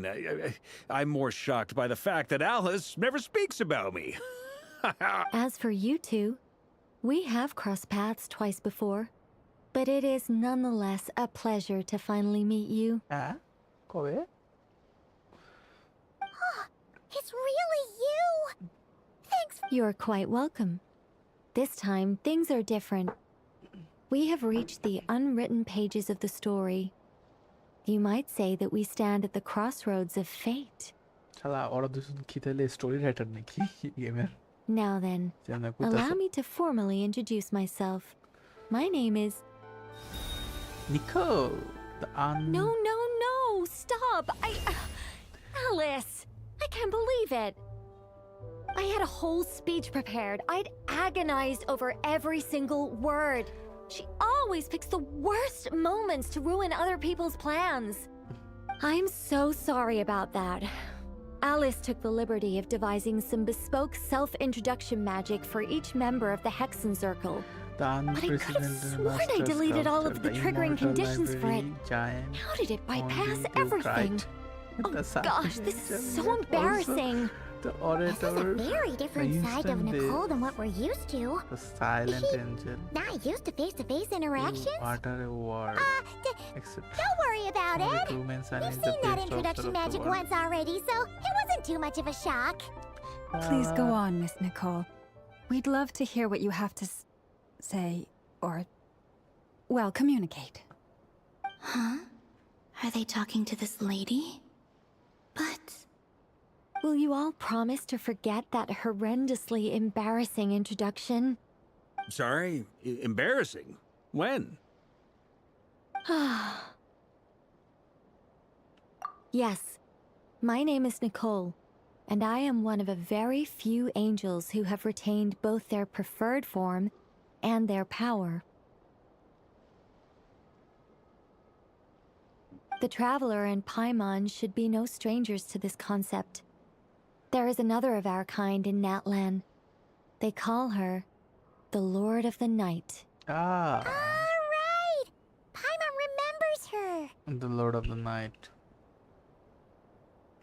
Yes. Well, I have retained more of my power than she. It's because I don't have a long-term duty to fulfill. To be more specific... no. We'll be here all day if I get into the specifics. Moving on. If I'm not mistaken, You are here because you wish to learn how one might reach the moon beyond the sky. That's right. Is that something you can give us any guidance on? Yes, I do know a way. It began with the Hyperboreans, who lived after the War of Funerary Flame. Blank looks. Maybe I should start with the background of the war. Or maybe not. It shouldn't be an issue. I'll fill in the gaps for you when we have more time. Anyway, after that war ended, the Hyperboreans were humans I once aided. They accepted the civilization and creations bestowed upon them by the angels. But despite accepting many blessings of the angels, many among them still held on to their faith in the moons. They were reluctant even after the War of Funerary Flame. They sought to contact the moon goddesses beyond the sky and receive their guidance. But all three had passed away by that point. This mage has a unique method of communicating. Is she talking about the moons? Yes, but they did not know. And so, still they prayed for the moon goddess's mercy. After building titanic structures that consumed vast amounts of Kuvaki, at last they glimpsed the moons and heard their voices. But of course, they were gravely disappointed. For it was then that they realized the three moon goddesses were dead. Oh, that's such a sad story. It is. Humanity was in a very sorry state at that time. The angels who had once aided them were gone, and the war of— Just a second, I gotta ask. How relevant is all this history to the task at hand? Well, I mean, it's... Okay, it seems we've drifted into irrelevant narrative waters. It's been a while since I've had the chance to speak inside someone's head. As soon as I got started, I lost control, and the words just flowed out like a waterfall. What I'm trying to say is... Right, yes, that's it. The relevant part is the ritual created by the Hyperboreans. The fact that they bypassed the false sky and saw the true moons implies that they successfully built a connection between Teyvat and the outside world. Which means, with enough Kuvaki and a sufficiently stable connection, it should be feasible to send one person over the border. Okay, so they built some kind of portal? Oh, yes. A portal. Yes. Is something wrong? You sound disappointed. I just didn't expect you to summarize it so well. It turns out I could have said all that in one word. No, please, it's fine. This is— Oh, really? Well, in that case, I suppose I could backtrack and add some more detail. I did gloss over a few things so far. Whoa, time out. Let's summarize what we've got first. The Hyperboreans were the last ones to use this method, right? So we somehow need to find whatever structure they built and make sure there's enough Kuvaki to power it up. Luckily, we have the moon marrow of both the eternal and iridescent moons, so we're all good for Kuvaki. Which means the key issue we need to focus on is finding the place. Am I right so far? Yes. Although I expect the structure is long gone by now. That said, what if we could take advantage of the phantoms to travel back to a time when it still existed? Well, travel back isn't quite accurate. It's more like we'd be creating a handshake between 2 points in space-time. We wouldn't even have to pick a time when it still existed. It could just be a time when it still appeared in phantom form via projection, or we could project our own phantoms, fold them together at... You look lost. Was that too hard to follow? Yeah, things got a little, technical there. Paimon's brain is reaching capacity. All right. Let me think about how to put this more simply. Okay, got it. Over the next few days, I'll search for phantoms that we can use. Once I find one that meets the criteria, I'll let you know and we'll regroup. By completing certain rituals, specific individuals will be able to enter the Phantom and make it to the Hyperborean structure. If everything checks out, and it looks feasible, we'll just need to wait for Moon Prayer Night, and we can send the Moon Goddess back home. I'm really skimping on the detail here. Is this making any sense at all? I think so. For now, we'll just wait to hear from you. Yes. Basically, yes. Great. Counting on you. In the meantime, we'll focus on finding the Moon Goddess's name. My name? Are they looking for a way to stop me from disappearing? Excuse me, Miss... Go on, Miss Nicole. This conversation was a little all over the place. I didn't catch your name. I am Lauma, of the Frost Moon Scions. Ah, I did wonder. I noticed that you listened very intently when I spoke about Hyperborea and the moon's history. If you'd be interested, I'd love to visit you this evening and go through it again in greater detail.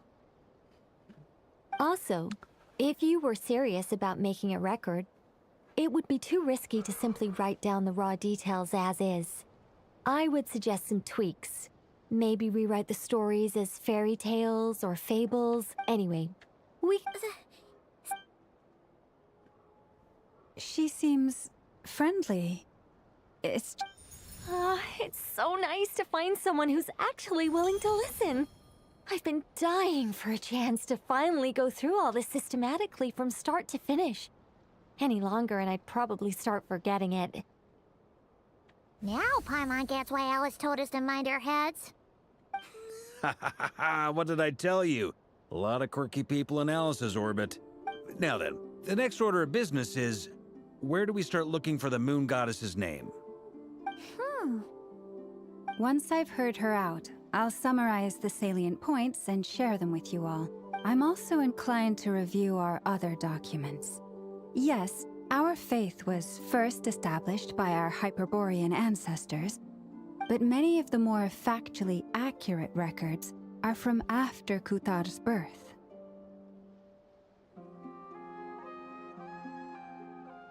Sounds like we're gonna follow Kalabina's journey through Devat, huh?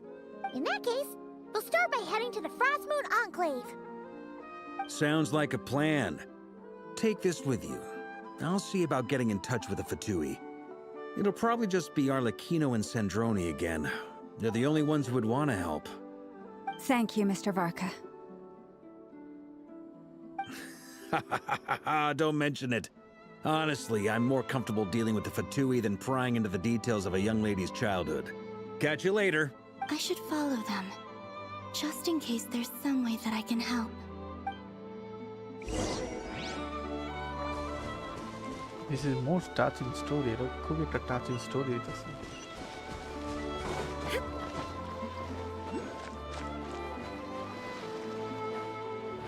To fight for you. There is no escape. Be silent. Observe. Night falls.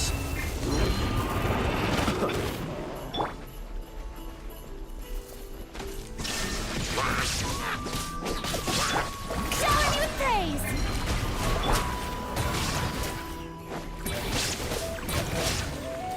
Be silent. Night falls.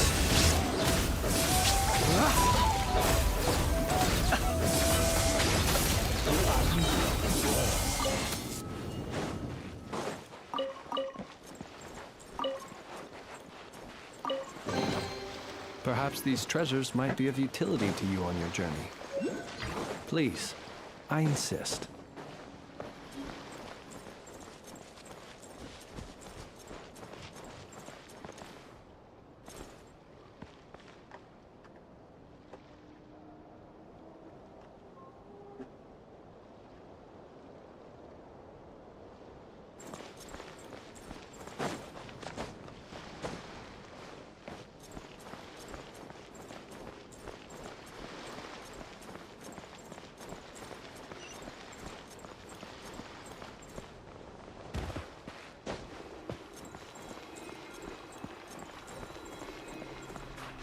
A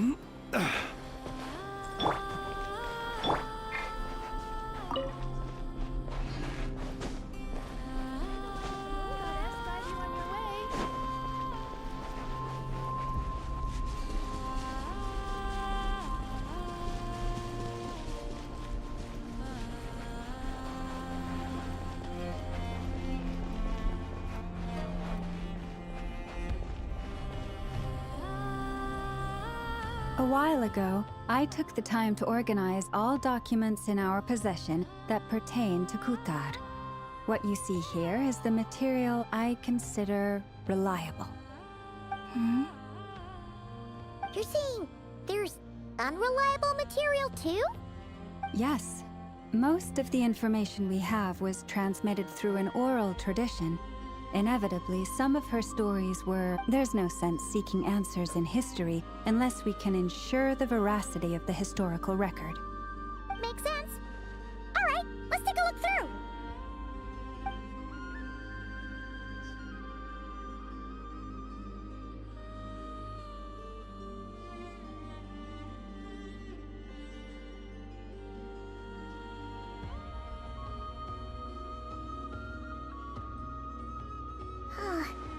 Almost all these records refer to Kutar instead of Columbina. Although neither of those is her real name. Paimon's not sure what point she's trying to make. What we can gather from these records is that the Frostmoon Scions worshipped her as a god, placing impossible expectations upon her. I cannot fault them for their earnest faith, but for all their devotion, worshipping her day in, day out changed nothing. I imagine that none of it resonated with Columbina. It wouldn't surprise me if, even back then, she had already begun to reject the name Kutar and everything it represented. Lama speaks the truth. When I heard them call upon Kutar with hope and expectation in their voices, they may as well have been calling upon somebody else. Well, that's a bit complicated. I looked at the level of detail, perceived authenticity, prose style, and how realistic their portrayal of Kutar seemed to be. Amongst the Frostmoon Scions of today, only I know of her existence, and I alone have spoken to her face to face. As such, I know that there are certain things she simply would never do. That being said, I have sensed some changes in her lately. Changes? Me? Seems like this is getting us nowhere. Sure.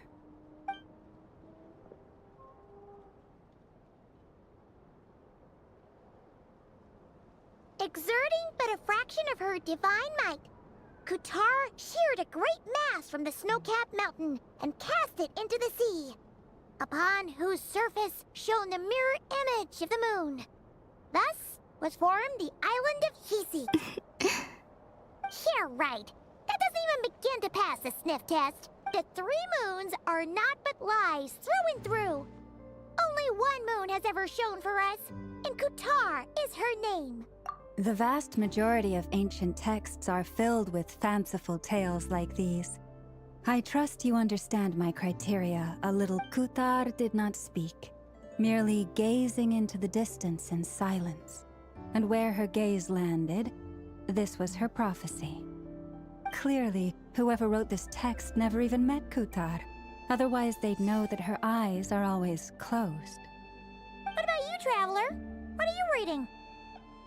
Come on, let Paimon see. The child wished to build a wooden nest with which to shield a fledgling bird from the cold. But being so young and lacking in strength, the child could not snap the branches from the trees. Kutar was passing by. Upon seeing the child, she summoned forth a Kuhenki, who built a beautiful nest for the child. I remember that. Not knowing the meaning of Kutar's divine intervention, the child dared not to respond, and thus ran home to call their parents. But Kutar was gone. The moon chanter declared the event a miracle and took the nest as a relic, placing it on high for all to see. The child was named as one favored by the goddess, and was greatly respected amongst the people. Yet, no further miracles were bestowed, and this matter was forgotten in but a few years. Huh. Any thoughts after reading that? Yeah. Columbina probably just wanted to join the kid in making nests. Ah. I'd originally considered this a fabrication, because Kuthar did not perform any similar actions in subsequent records. But now that I think about it, it does seem like something Columbina would do. It's just that... She didn't know how other people would interpret her actions. She was probably worried about making things difficult for people. So, she gradually stopped joining in. Yes. Oh.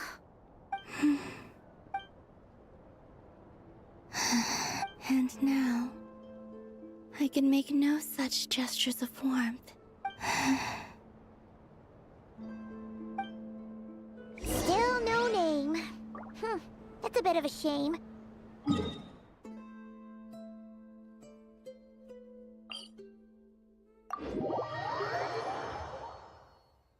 But we did learn some interesting stories. That's gotta count for something.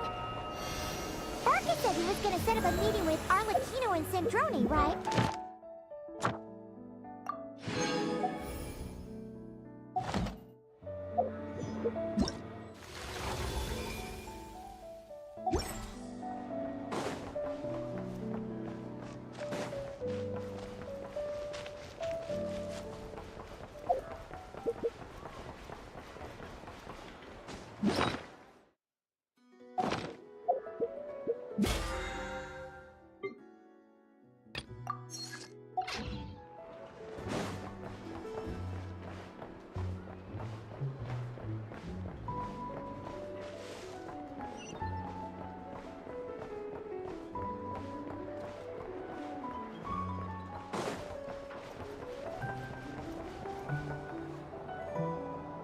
Let's see.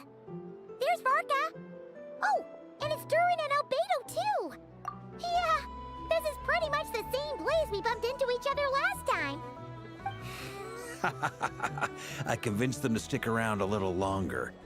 We were all waiting on...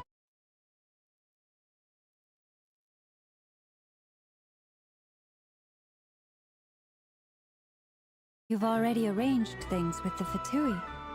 Sure does. Now you're back, we can go meet up with them together. How'd your investigation at the Frost Moon Enclave go? Well, we didn't find out Columbina's true name.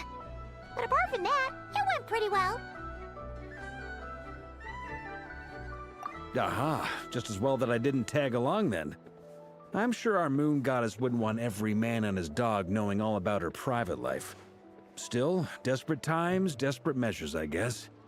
Someone had to do it. So, Varka was waiting on us, but what about you two? Are you waiting for Alice? Oh, no, We discussed that experiment I mentioned to you last time. Oh, and she also handed me this communication device. That's right. I understand she informed you about the relationship between the phantom phenomena, and she said that she'll contact me through this device with more information. Ah, I see. Following instructions and making observations. Wait, then who exactly are you meeting? Someone you know. Albedo's met him too. But I don't think Miss Lauma or the Grand Master have been introduced. Introductions are overrated, especially in cases like this. It's you! So, it's not like the Academia has prohibitions against going abroad. Also, I applied for leave. I've been writing to Hat Guy since obtaining a human form. I've already brought him up to speed on everything that's been going on in Nod Krai. Hat Guy? Turns out, I actually have heard that name before. Oh? Then why did you react the same way I did? I only knew the name, not the fella. But since we're all here, let's do some introductions for what it's worth. I'm Varka, Grand Master of the Knights of Favonius. Lauma, Moon Chanter of the Frost Moon Scions. And I'm a Driosh from the Vahumana Darshan of the Sumero Academia. Hat guy. Good to see you again, Mr. Guy. I believe we last saw each other on the boat ride here.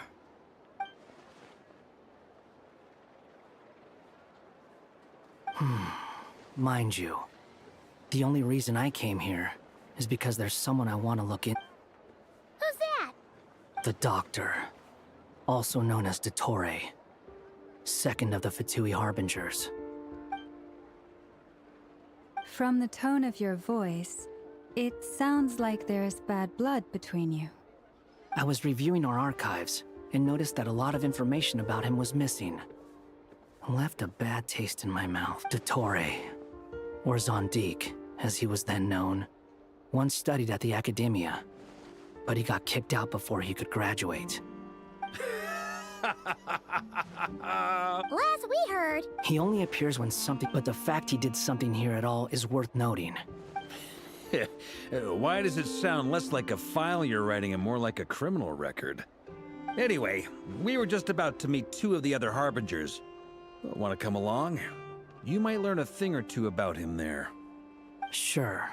even though they're harbingers, well, they're old acquaintances of ours. I got it. The Frost Moon Scion's relations with the Fatui. In that case, we'll continue assisting Miss Alice with her experiments. Good stuff. Everyone's having a fruitful time. All right, we better get going.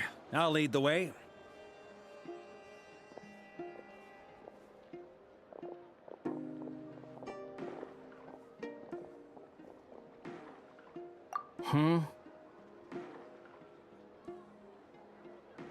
Well, yeah.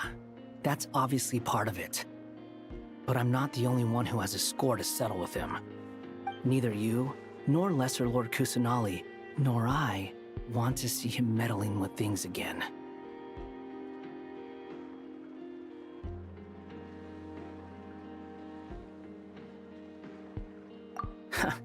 What's the hurry? Don't worry. Pigeons always know which way home is.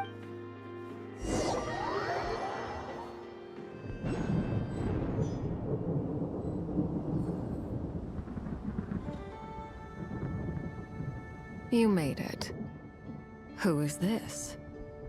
A scholar from Sumeru. They call him Wait, this is the Academia. I believe this will prove my identity.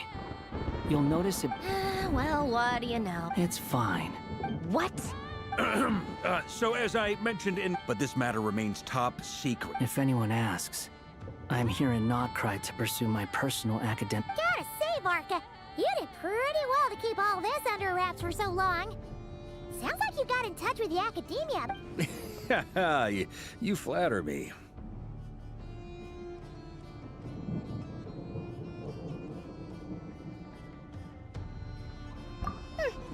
Where do I even start? Remember that time we fought Rerir at Star Sand Shoal? He sure let me have it then, didn't he? I'll bet Dottore had that all sketched out, with me as his convenient little pawn. He could not care less about us if he tried, but hey! The feeling's mutual. Does Dottore really strike you as the sort who values his relationships with his colleagues? Fair point. Definitely not. Which is why I always keep my guard up whenever he starts making suspicious moves. To that extent... Now, back on topic. In the wake of the Reihir of Solnari episode, Sandrone and I grew suspicious about Dottore's complete inaction during the entire affair. So we tried to find out... He never lets anyone in on his plans. The more he cares about something, the more secretive he gets. Indeed. Perhaps he believes that by keeping a low profile, he can avoid trouble. But that trick isn't going to work on him. Yeah, I mean, he's been researching the ancient moon's remnants. And he's been trying to get his paws on the moon marrows. Only an idiot would believe he doesn't have something more planned. With this in mind, I returned to Snezhnaya and relayed my thoughts to Her Majesty the Tsaritsa, entreating her to have him recalled. That's pretty direct. Did the Tsaritsa agree? Yes. I made it abundantly clear that the Fatui's business in Nod Krai is almost concluded. and we do not need 3 harbingers in this territory. Her Majesty concurred. Accordingly, Dottore has returned at her orders. I imagine he is continuing with experiments, which no one besides he would ever have any interest in. Common sense might mean nothing to him, but he's not stupid. He knows that no good can come from smarts alone won't get him all the way. He needs the roosters. But doesn't he have a track record of publicly following orders while going against them in private? Wouldn't put it past him. We worked together on a research project once. Only briefly, but it was enough to show me that we're fundamentally different people. He has no interest in doing things methodically, stage by stage. His thoughts jump all over the place, and the moment his curiosity is satisfied, or he gets the results he wants, he disappears. The only similarity we share is that, once we set our minds on doing something, we will... Well, we definitely saw some of that in your battle with Rerir. You got so competitive. Ugh, do not remind me. Then I believe we all concur. Dottore will not simply give up. Fantastic. Now this is turning into a whole day of unpleasant memories. Ugh. Are you talking about the moon marrow stuff? He also strikes me as the kind of person to disregard experimental regulations, ruin all the equipment, and go way over budget. Then leave the first person he can find to deal with the fallout. Exactly. This one time, he was running some high-temperature experiment and the substance exploded. But does he care? No. He orders his subordinates to open the device so he can observe the results, which causes the gas inside to leak out. That gas was poisonous. If I hadn't been there, who knows how many people might have died. And after all that, he left while I was still cleaning up after his mess. What a waste of time, he said. Waste of time? The nerve! He wasted my time! You've been bottling that up for a while, huh? Hat guy, I must say, you seem awfully familiar with internal Fatui affairs. Especially when it comes to Dottore. Thank you, Lady Harbingers, for providing such valuable information. I have no other questions for now, so I'll be on my way. Wait, what? You're just gonna leave? You're welcome to join if you want. Ugh. Just when Paimon thought he'd finally mellowed out. He makes quite the impression. I'll say. I've met tons of headstrong people, but not many. Anyway, back to the main agenda. Varka, you said that Columbina has gone missing? Or rather, disappeared. Yeah. We're working on building a connection between her and this world. The simplest method is to find out her real name. I've actually asked her that question before, but she said she didn't know. Considering our relationship, I doubt she was lying to me.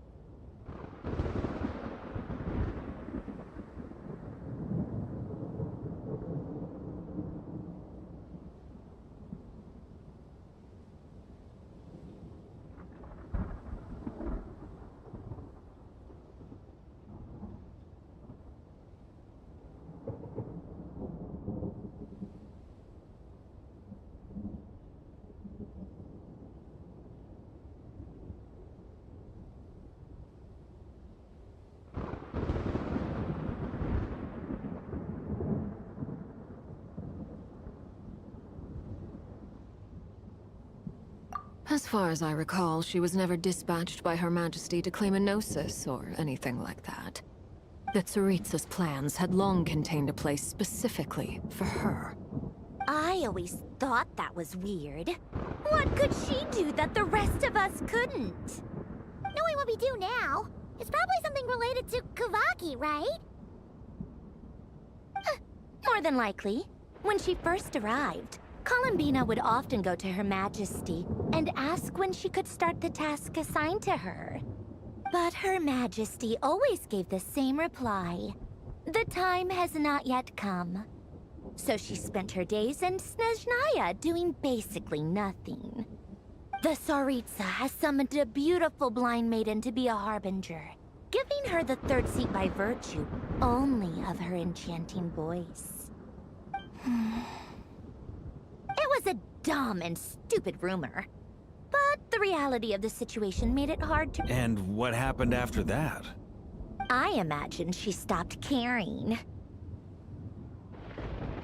She no longer seemed to care why she had been recruited, and Her Majesty never gave her any missions, so she just continued to sing in the flower garden. For my part, I was busy. So busy, in fact, that watching someone be that idol had me fuming. But still, I got the sense that she had long been used to a life of other people claiming she was needed when she wasn't. I just felt that having a place to stay would cost me something eventually. And so I waited quietly for the day that I would have to pay the price. And on the other end of that spectrum, you had me. Someone once told me that I had the lousiest work and the toughest luck. That's a good way of putting it. I forget who said it, but those words have always stuck with me.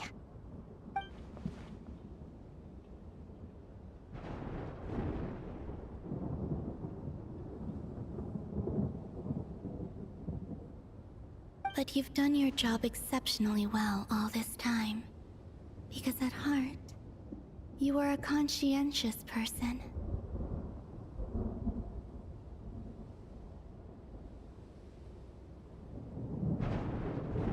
What is it? Something come to mind?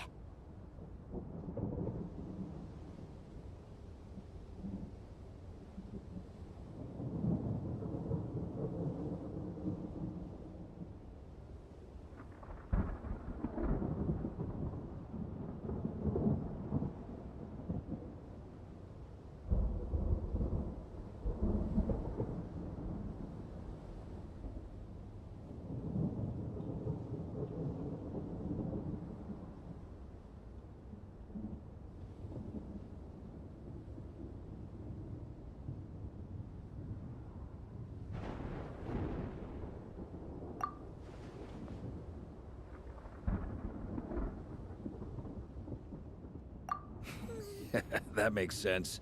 Nothing screams you are needed like your name shouted from across the town. Well, good luck with it. But if you ask me, Columbina is still the most— I'm just so used to it now. After all the arguments we've had, I can't be bothered trying to remember another name for her. Nor I.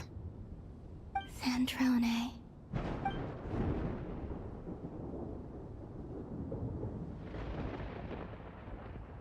Huh! It's a Sealy! Does that mean Nicole has news for us? Ladies, I thank you for your hospitality. If the chance ever comes up, I definitely owe you both a drink sometime. I'm sure it will. You can make your own way out. Heck, you've been here enough times, you probably know your way around better than I do.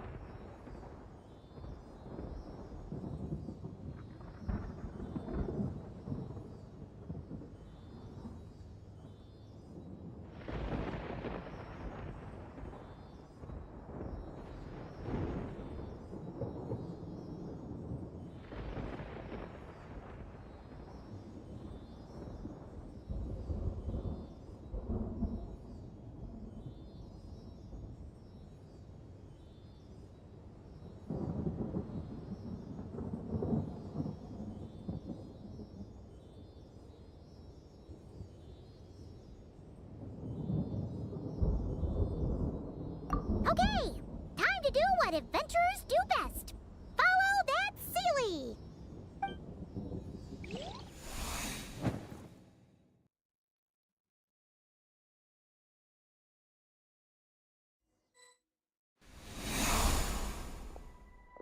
Here you are.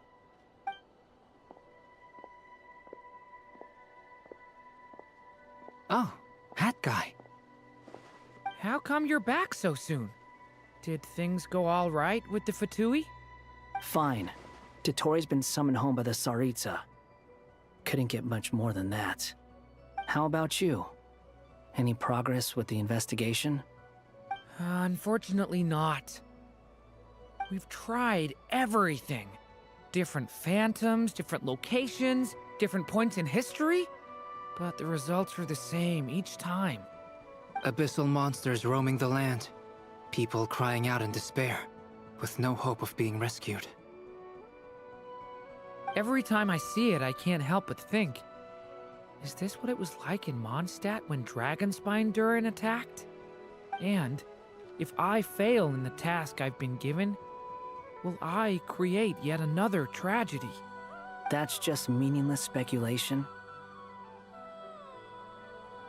When we encountered similar phenomena previously, I tried to interfere with those illusions, using sounds and lights to guide them. However, we could not change their fates. At most, we were able to extend their existences. The events of the past are like fate that has been written into Irminsul. There isn't a living thing in Teyvat that can escape its past. But Miss Alice instructed us to try to find ways to change the outcome that these phantoms face. It's an impossible task. Can't you just refuse? Since she asked us to do this, I feel like it can't truly be impossible. Or if it is, well, mages can make the impossible possible. I could not have been born as Durin otherwise. But you also said that your past 39 attempts were fruitless. That's true. But you're still going. Yes. After this many futile attempts, surely you realize that you're not doing this because you still believe what some mage told you. It's because you want her hypothesis to come true. It's something you wish for deep inside. So, think for yourself about what you want to do. As long as you don't believe it's futile, it isn't. Yeah. Previous experience indicates that we cannot touch the phantoms, which limits the effectiveness of our interventions.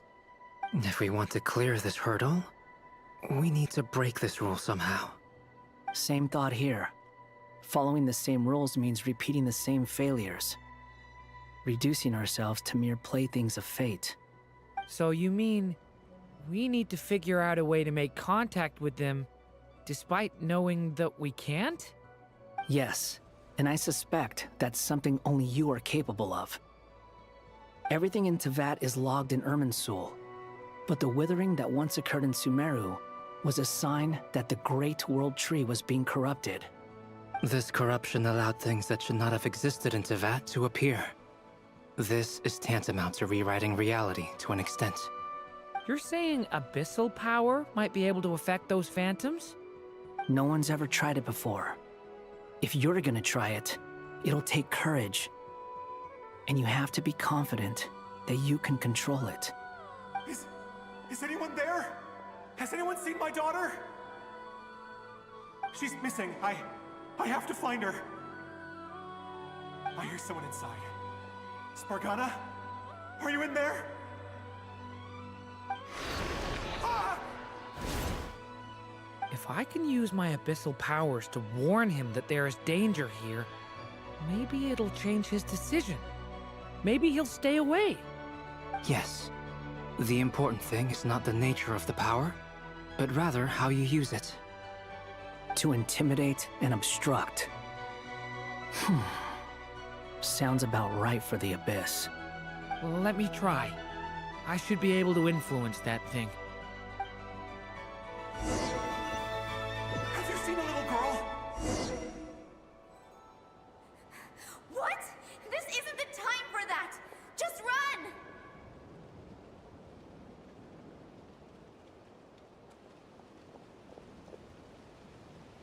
I hear someone inside. Spargana?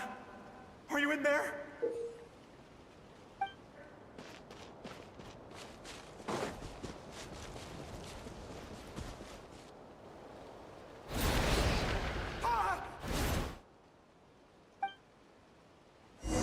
Have you seen a little girl?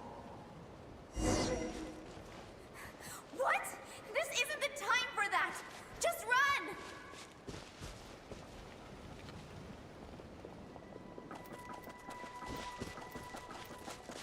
I hear someone inside. Spargana? Are you in there? What is this? Looks dangerous. I should get out of here.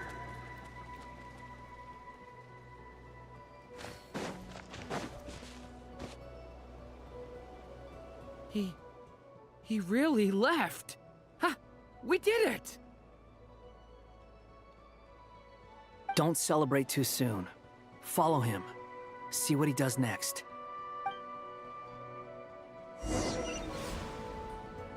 Monsters approaching from the front. You need to stop them and create an opportunity for him to hide.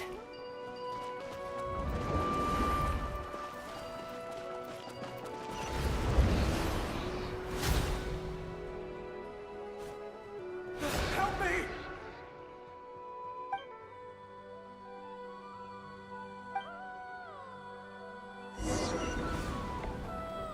Monsters approaching from the front.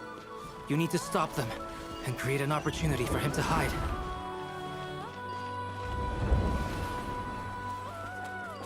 No! There's monsters ahead!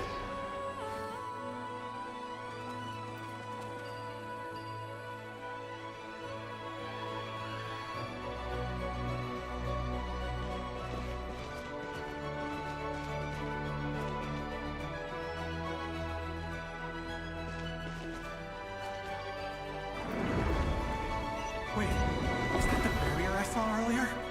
Why is it appearing now? It's as if someone's controlling it.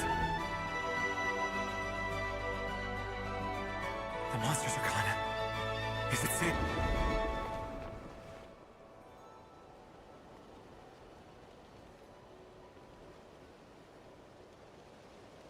The barrier's gone too. How odd. Anyway, I guess I'll keep going. Quickly, let's keep up.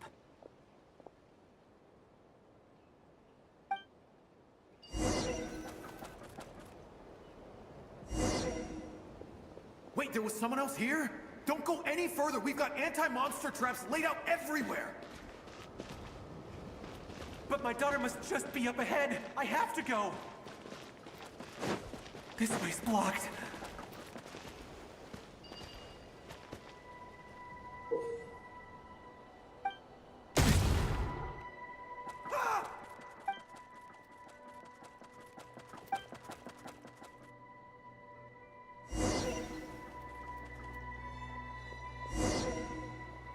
Wait, there was someone else here? Don't go any further. We've got anti-monster traps laid out everywhere. But my daughter must just be up ahead. I have to go. This way's blocked.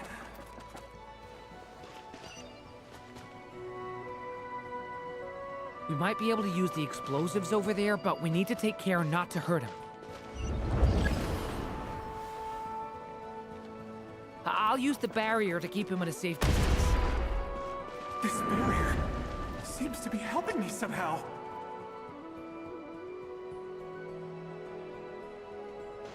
Hey, hey, wake up! Oh, no good. Gotta keep moving ahead.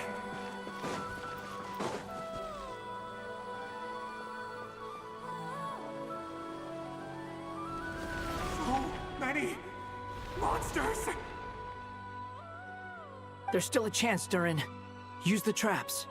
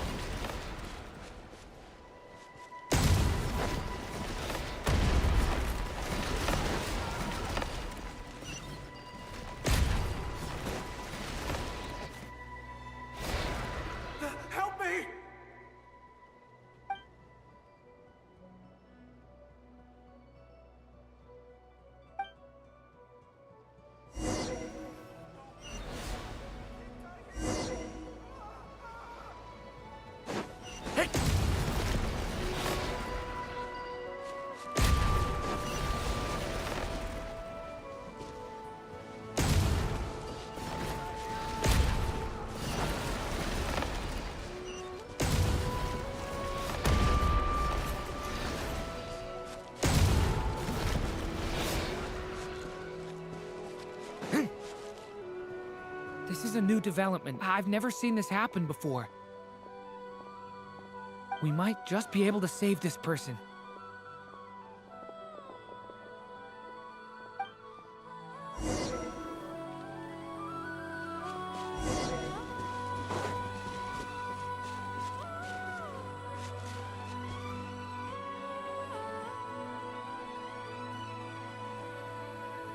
Hello there.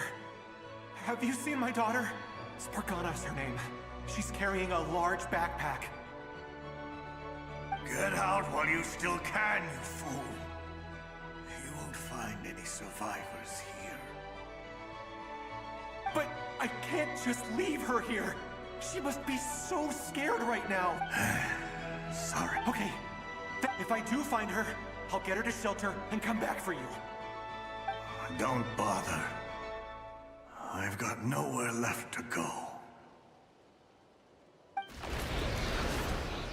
What's that noise? Monster! No, if he goes inside, he'll be walking into a trap. Let's try this once more. This time, we have to stop him.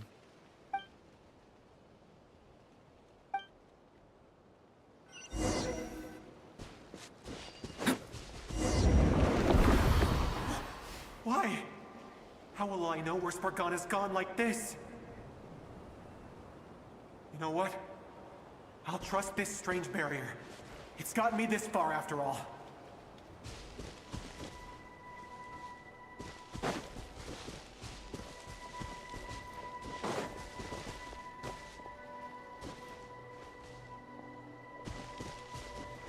Spargana, are you there?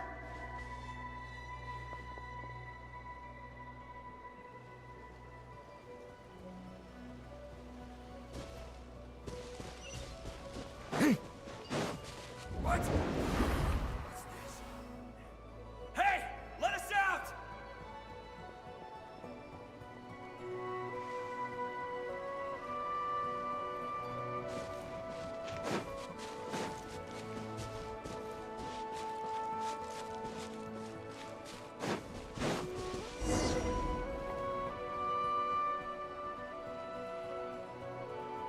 Huh? That looks like one of my daughter's books! Thank you. Thank you! Yes, it's one of hers for sure. That's her name on it right there. Durin, just like last time. Use the explosives.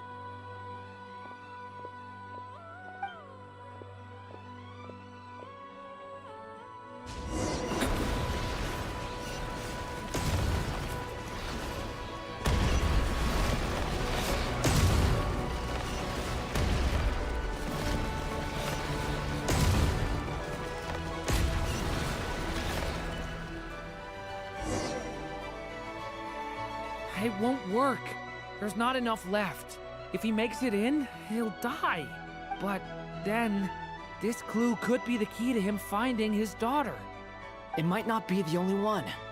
Better he misses that clue than loses his life. I guess so.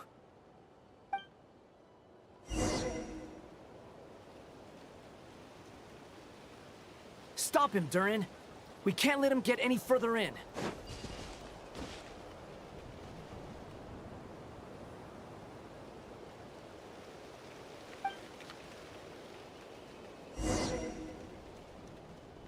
It won't work, but... It might not be the only one. Better he misses that clue. I guess so.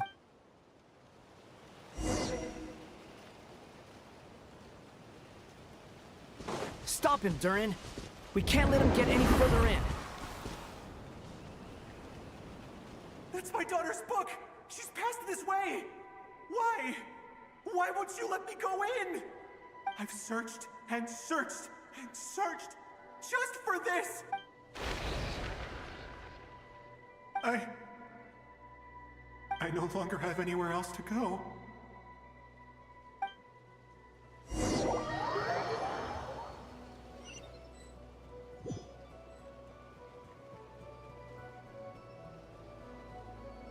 I'm sorry. I'm so sorry. He refuses to go anywhere else. Whether he opens this door or not, all that awaits him now is... Albedo? Hat Guy? Let's try one more time.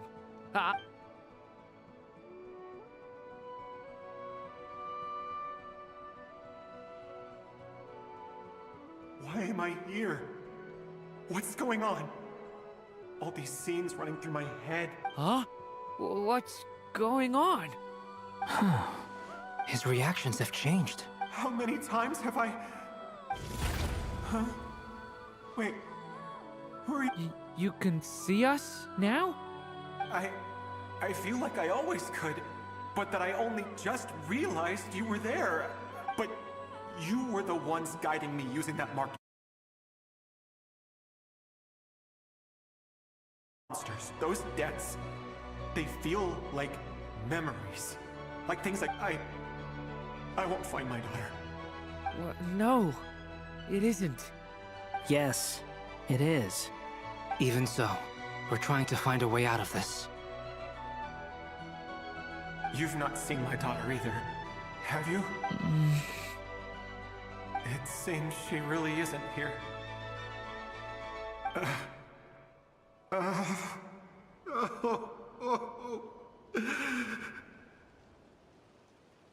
I'm sorry we couldn't help you.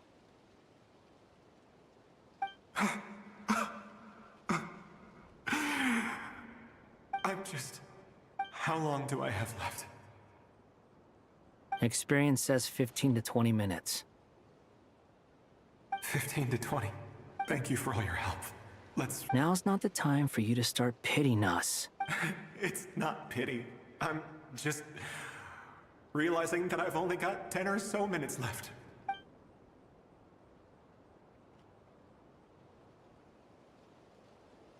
You say you're from Mondstadt, yes? A place with windmills, where people enjoy limitless freedom? And you're from Sumeru, where they've built an academy into a giant tree? Yes. It seems you've never heard of either place. Those names are unknown to me, I'm afraid, yes. Have you heard of Hyperborea? I have, but I heard that it was destroyed in the distant past. I see. That was where my ancestors once lived. What about Delphi Pytho? Was it later rebuilt? I've never heard that name. Then what about Sal Vindaknir? I have seen that name on stone tablets on Dragonspine. But I'm afraid the only things left of that place are its ruins. I see. Sure enough, there was no way to turn this around, huh? I'm sorry. I was the one who asked to chat, but it seems like we're too many ages apart. There's barely any common ground to start from. It's all right. We did hear something new, at least. From how you speak of your lives, things must be going all right for you, I guess. They are. Mondstadt is a place of freedom and happiness. There's a lot of good people in the church and the Knights of Favonius. And even outsiders. We have festivals a few times a year. Everyone gets together to drink, sing, and be merry. Sumeru is a lot more uptight. Not really the kind of place where you can relax. It's a nation fraught with problems wherever you look. But if all you want in life is to seek knowledge, I guess it's pretty much paradise. That's wonderful. In other words, after this all-devouring black tide passed, humanity did not merely avoid extinction, but rose to build prosperous civilizations anew. I mean, I can see you all right now. That must mean the future isn't a total mess, right? That's true. Well, time's almost up. Let's part ways, I think. Might be best if you don't waste too much time on me. The chances are slim, I know, but I'd like to spend these last few minutes looking for Spur. May we meet again. Well, or not, most probably.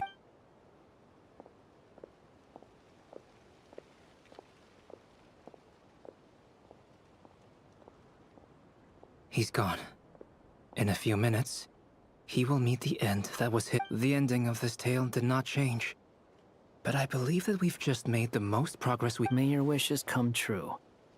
If only it were— Hat Guy, could I ask you a question? You've never talked about your past. It seems complicated, and it weighs heavily on you. Would you be willing to tell me about it? I mean, sometimes it's better to get things out in the open. Take that guy we try to help, for instance. At least he said... I know about Albedo's past. Our experiences are very similar, and he created me. As for you, you're my first friend, and you've witnessed every step I've taken. But by comparison, I know nothing about you. Either way, I mean, we're still best friends. But if I knew more about you, I might I've told you about myself. I'm a student at the academia. And what did you do before that? Prepared for the entrance exam? All right. If you really don't want to talk about it, I won't press you any further. I was a puppet built from the branches of a white tree, using technology left behind by the Conrian schools of mechanical engineering. A white tree? You mean an Irminsul tree? Yes. A branch of Irminsul that was once connected to the main tree. So you had a human creator too? Yeah. But my creator abandoned me after deciding that I was a failure. After that...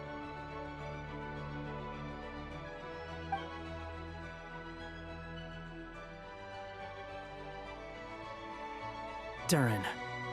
Resisting the influence of the Abyss, suppressing the urge to destroy, trying to do the right thing. None of these things are easy. But no matter how hard they are, trying to rewrite past wrongs is far harder. You asked me if you would create a new tragedy if you failed. I told you there was no point speculating about that. But the real answer is, yes, you absolutely will. That guy. But at least you've got people here to help steer you away from the wrong path. So, just keep aiming towards the light. I will. I promise. All right, break time's over. Hello? Durin speaking. Hello, friends, it's me. What have you been up to, I'm detecting some unmistakable fluctuations here at the border. The amplitude isn't particularly high, but they're completely different signals from the ones before, and the scale is comparable to those I've detected previously. Alice, we were unable to save that person. However, he appears to have retained a portion of the memories gained through that cycle, and was able to hold a conversation with us. I see. Well, that is rather odd indeed. It definitely merits further attention. Could I trouble you to keep trying the same approach?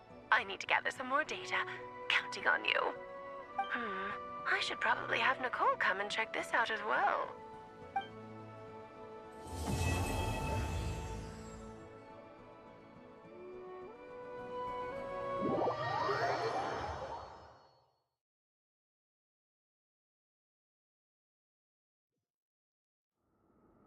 There you are. I was worried you might stop to collect treasure chests opened by the Seelie along the way. It would have taken you I am delighted to see that you understand what takes priority, and that you- Paimon's head. Okay, I'll try and keep it short. My senses are telling me that this is where we shall find the entrance to the ruins. Oh, cool! Well, what are we waiting for? Let's open it up and see! Patience. This was a sanctuary of great importance to the Hyperboreans. A special process is required to open the gate. Oh! Like the place that housed the Eternal Moon's Marrow?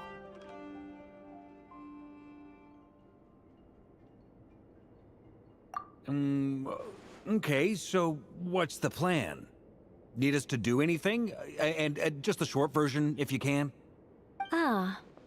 Alright then. I was planning to start with some background on the invention of these techniques. Are you sure you don't want to hear it? It's quite informative. Remember what you were saying about priorities? Fine. Simply put, We need 3 human representatives to successfully undergo a process of Kuvaki resonance. Think of it as a test from the 3 moon goddesses to see if the entrants are qualified, with the most recognizable qualification being Kuvaki. Pretty sure Lauma would ace that test. Oh, wait. But we need 3 people. I also have no doubt that the Moon Chanter would be qualified. But we would need 2 other people with the same constitution. Therefore, the most feasible method is not so much to follow the rules, but to figure out how the test functions and find a workaround. I've done some research, and it turns out the mechanism is rather crude. We'll simply need humans to stand before it who have sufficient Kuvaki energy within them. I'm with you so far. How do we get the Kuvaki in them? The easiest way would be transfusion. Take some Kuvaki from Nod Krai's soil, put it into the bloodstream, and get it circulating in the body. So we're going to cheat on the test? Precisely. There are other methods, but this is the simplest one. Cheating the system is much easier than trying to hide from it. Huh? Ah! Sorry? Does the idea of cheating upset you, Miss Lauma? No, that's not it. I suddenly had an idea. Oh, what is it? It's about Moon Prayer Night. I figured out a way for Kutar to join in the festivities. Huh? But as Paimon said, we need to have our priorities straight. Let's get back to the test. I'll follow up with Nefer on the festival arrangements. Oh, okay. Anyway, is this really the best method we have? If you think that's dangerous, wait till you hear the other methods. No need, we're good. Let's go with this one. Very well. It would be rash to simply infuse the Kuvaki and hope for the best. If the body rejects it, the reaction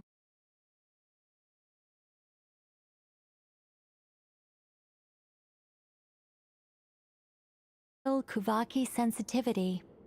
So, before we execute our plan, I will perform a simple test of my own to see who is compatible and who is not.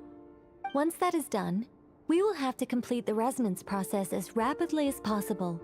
The participants must remain stationary while the Kuvaki circulates and bonds with them, and they mustn't eat or drink anything. What? No eating or drinking? That's some hardcore fasting. They'll all be monks by the time they're through.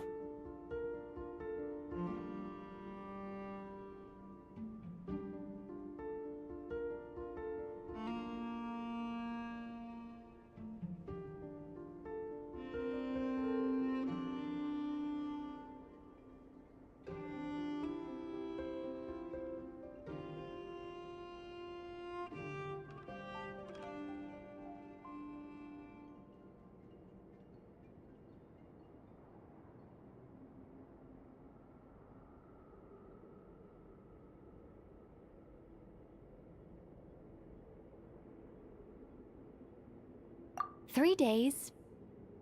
Oh, that's so long! And we still need to find 2 more people who are not just compatible, but also willing to volunteer. Fasting? What are they talking about? Really? Don't you want to think this through? Haha, count me in too. 3 days without food? Miss Nicole has made it clear that this is the easiest way. The way I see it, there's nothing else to discuss. It's time to step up. Yeah, you're right. In that case, Paimon volunteers to be Captain of Logistics. Then we'll start with you first, Traveler. Please step forward.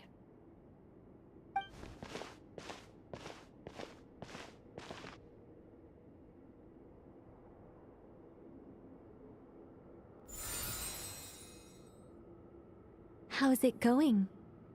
Do you feel anything?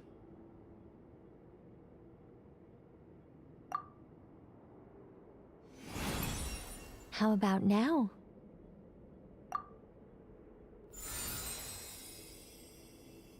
And now?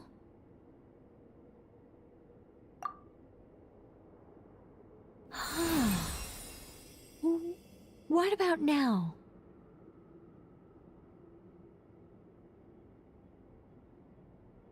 You guys, it's not a competition, you know. All right, I'm officially impressed.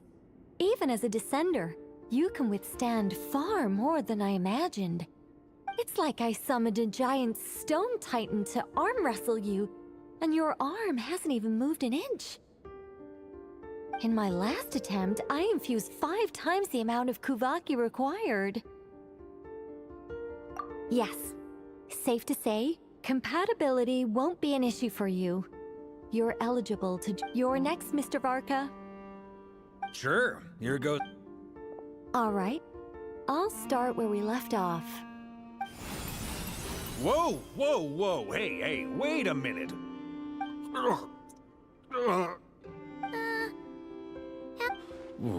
No, not great. I kind of want to puke. Feels like I've been drinking too much. A few bottles of wine, then a big stein of Dark Horse. You think this is funny? I just lost to a young lady in an arm wrestling contest. I'm never gonna live that down. My apologies. I'll lower the Oh. How's it going now? I'm not as dizzy as last time, but I can still feel it pulsing around. In that case, you wouldn't be an ideal choice, Mr. Varka. Let's try someone else. Okay, let's go ask some of our other friends then.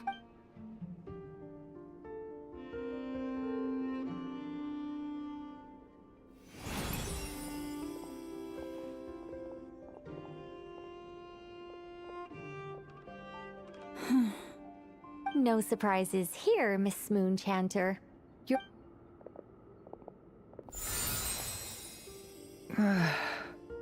I'm getting a slight headache. Shame. You were so close. Whoa, I'm itching all over. Allergic reaction. We can't have that. Huh? Well, are you gonna start a what? The Hexenzirkel is an organization that cares for and protects children. We will not have them do dangerous...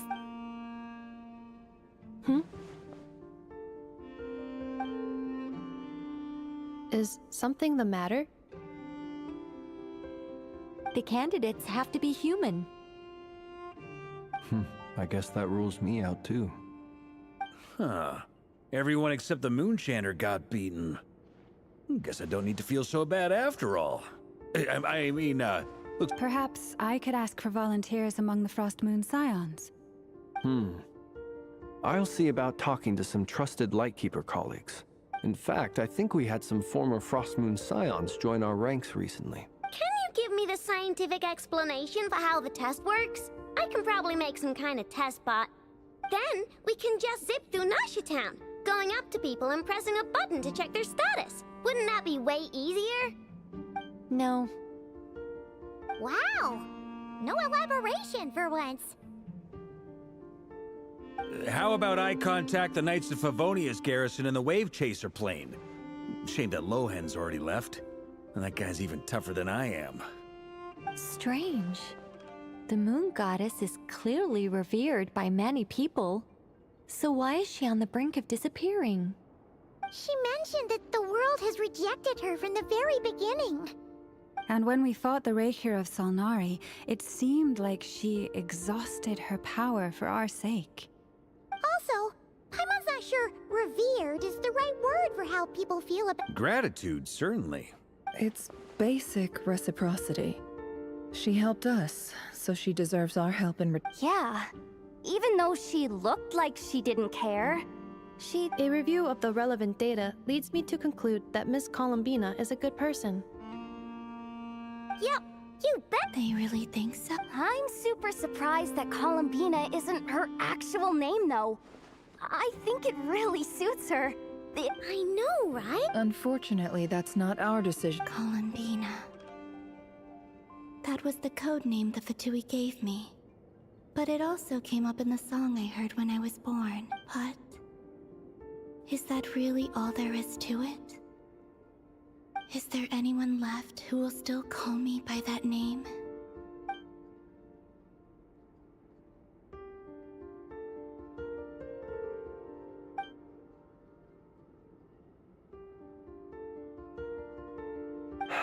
Moon Prayer Night is getting closer by the day.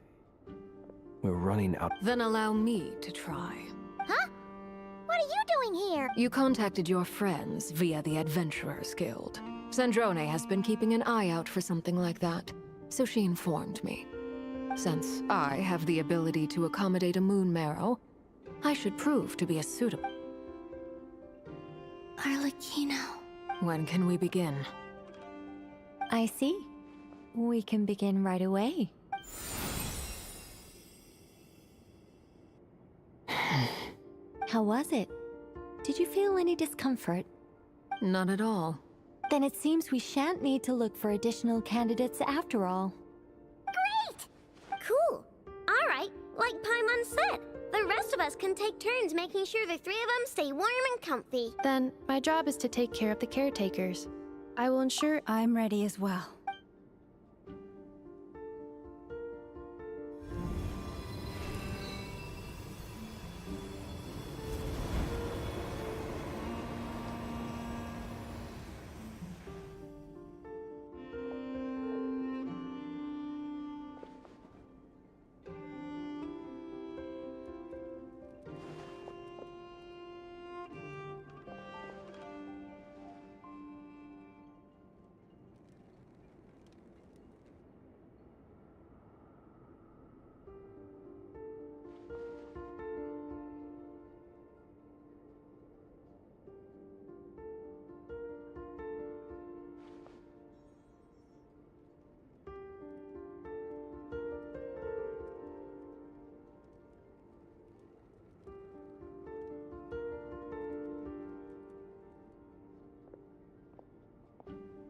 The work is done.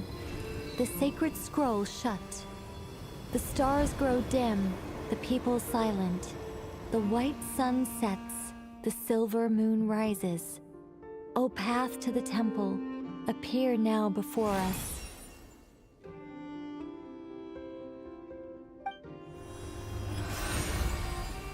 Wow! It really opened! So that's what all this is about. They've been trying to open this gate. Come, let us enter. it might be best to eat something first. Take care to chew properly and swallow slowly. They will head in soon. They will need to enter this gate.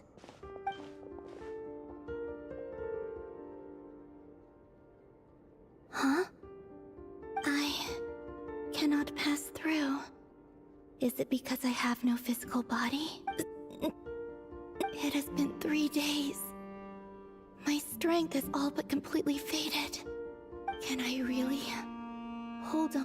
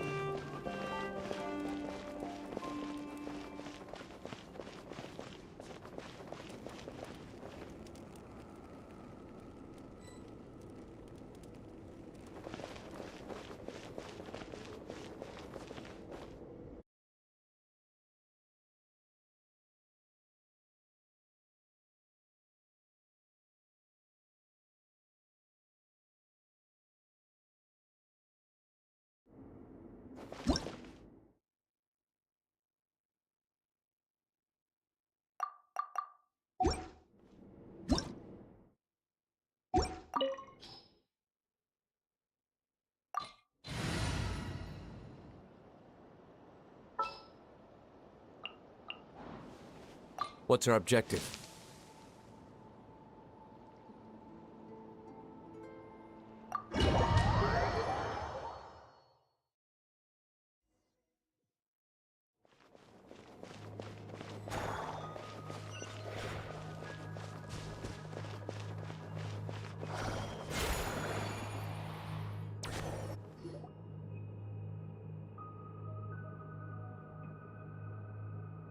Are these people...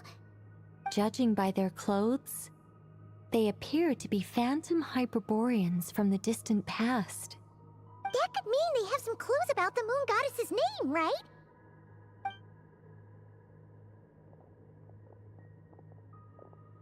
Hey there! Could you tell us what the moon goddess's name is?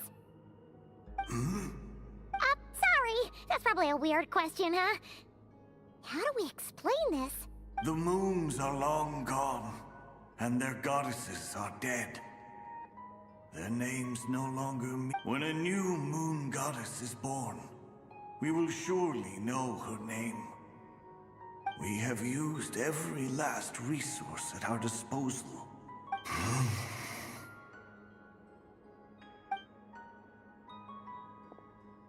Were the people of the past all this devout? It looks like this phantom doesn't intend to converse with us any... Surely the new moon goddess he speaks of must be Columbina. Alas, Kuthar's birth came long after the age in which he lived. But, maybe if we find a phantom from a more recent age, they might know Columbina's real name. True. Keep an eye out. We should be able to tell which era they're from by the clothes they wear. Yeah, you've been pretty talkative this whole time. Oh, nothing. I'm fine. You all make good points. When the Hyperboreans speak of moon goddesses, they mean the three from truly ancient times. I can't imagine they would... There once was a time when the moon goddesses blessed them greatly and protected them from harm. So, when the war between the gods and dragons plunged the world into chaos... Yeah, that checks out. Let's continue on. Who knows what else we...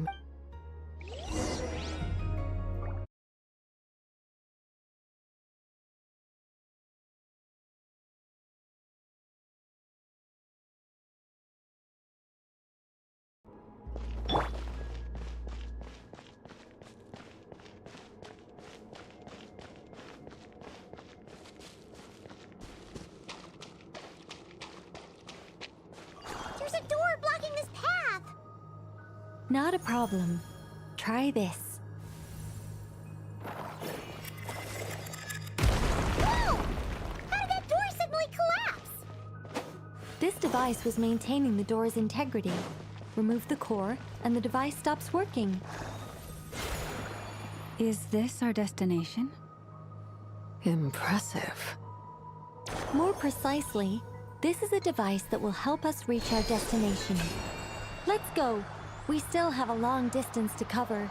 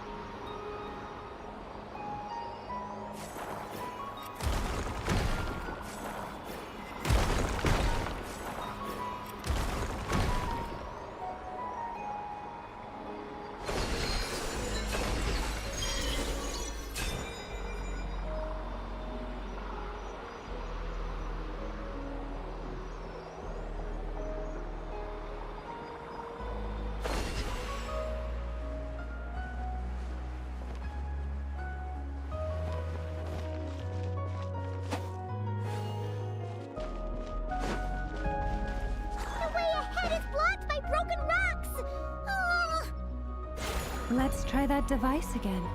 Remember the door from earlier?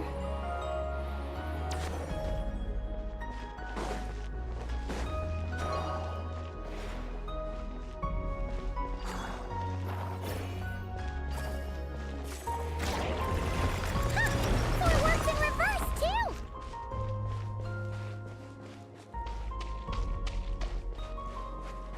The humans we see are all phantoms, but the monsters are real.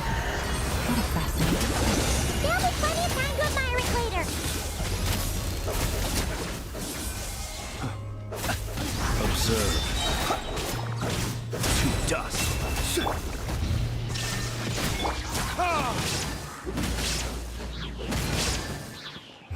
Verdict is...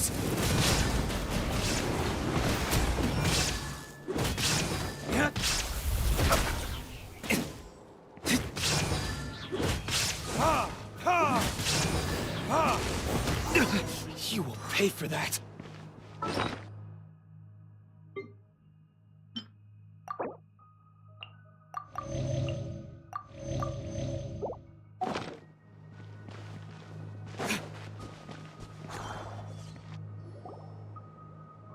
Ooh, there's a whole bunch of artwork in here.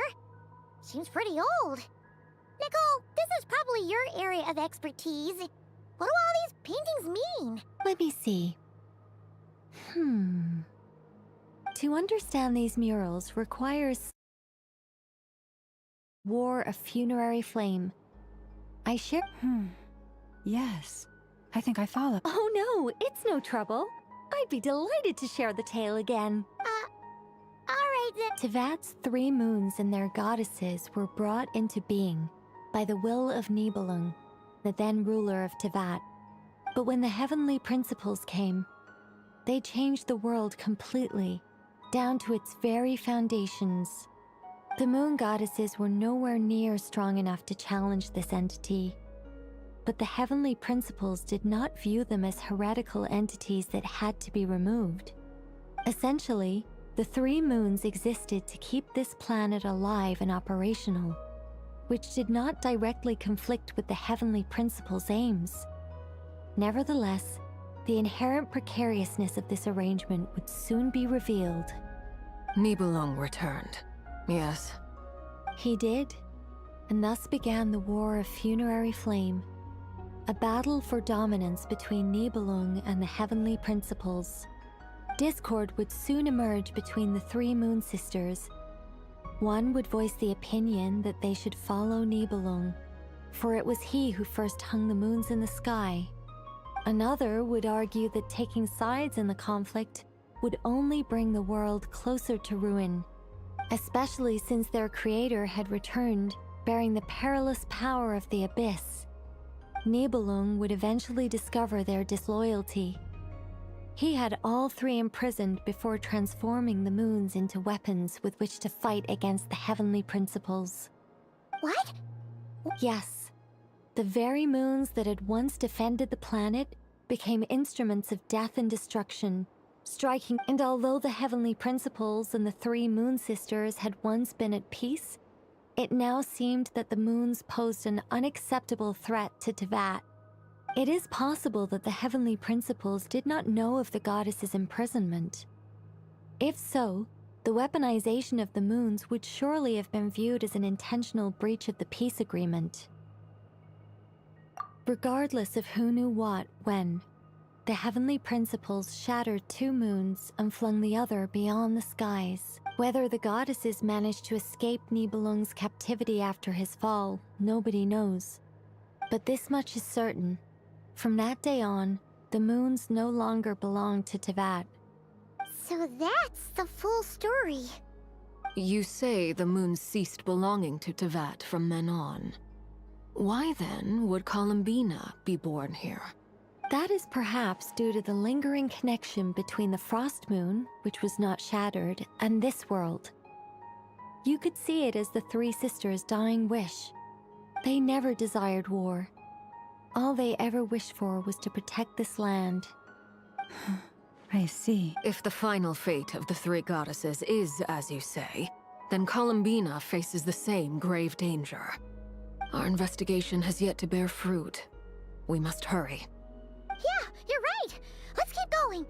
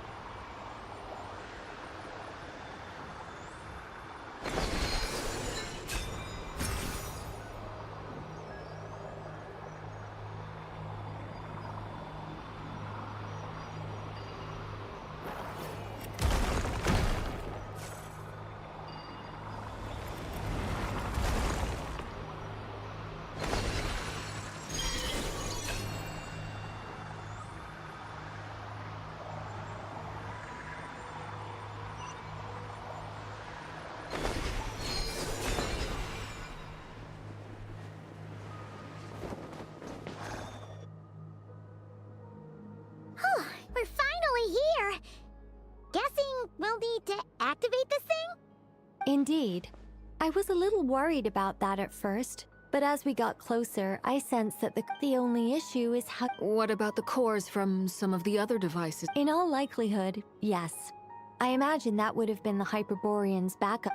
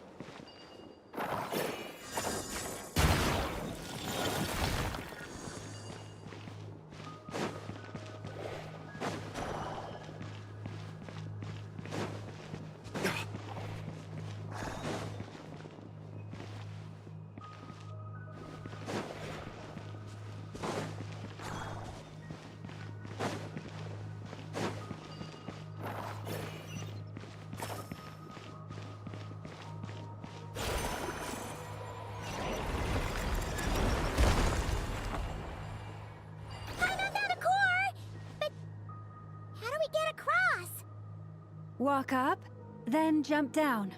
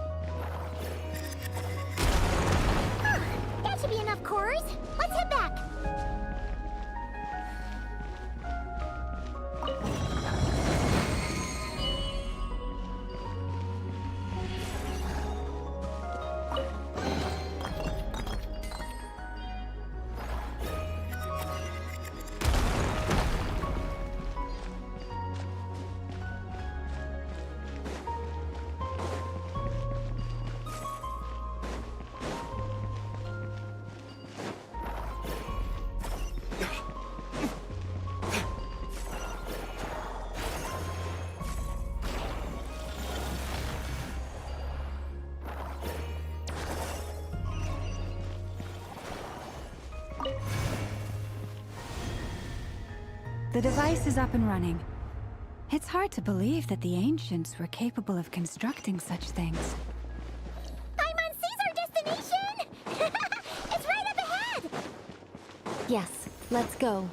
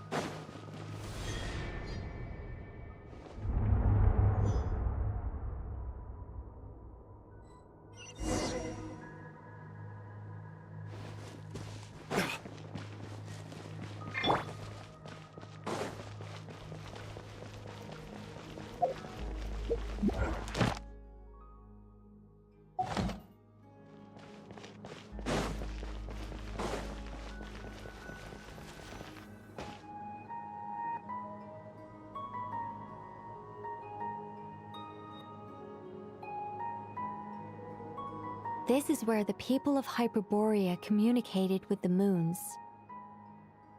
We need only place the moon marrow upon this platform on Moon Prayer Night, and we shall be able to open a portal to the moon and send our moon goddess back home. The assumption being, of course, that we can find her first.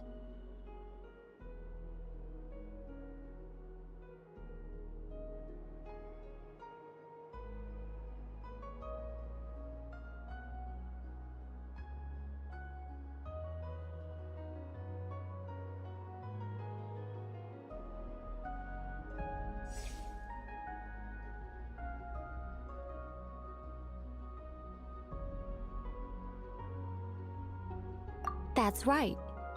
You want to know if it's safe there, don't you?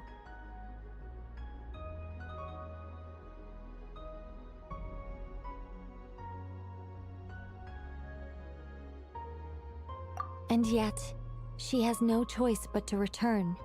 You know this.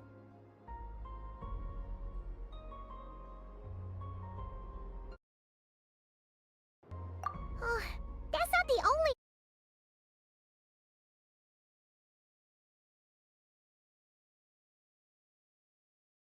artwork and talking to people from Hyperborean times.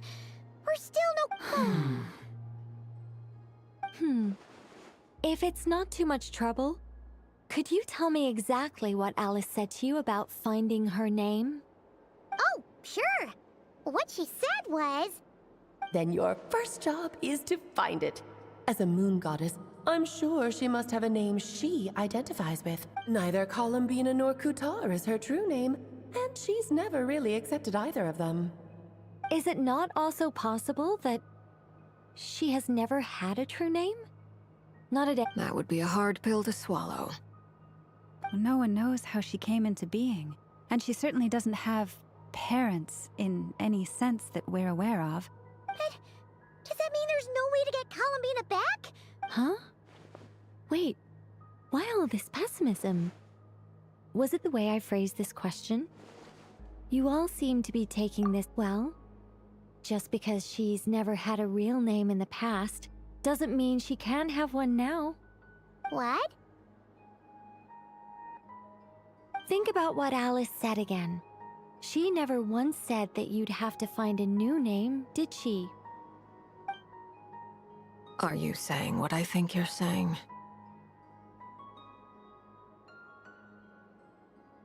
Yes. Names are anchors that connect us to the world. If she doesn't have one already, then all we have to do is create one, no? It's like... yes. Traveler, when you first arrived in Teyvat, do you think you would have turned around if someone behind you shouted, "Hey, Tumaini"? But what about now? I understand what you mean.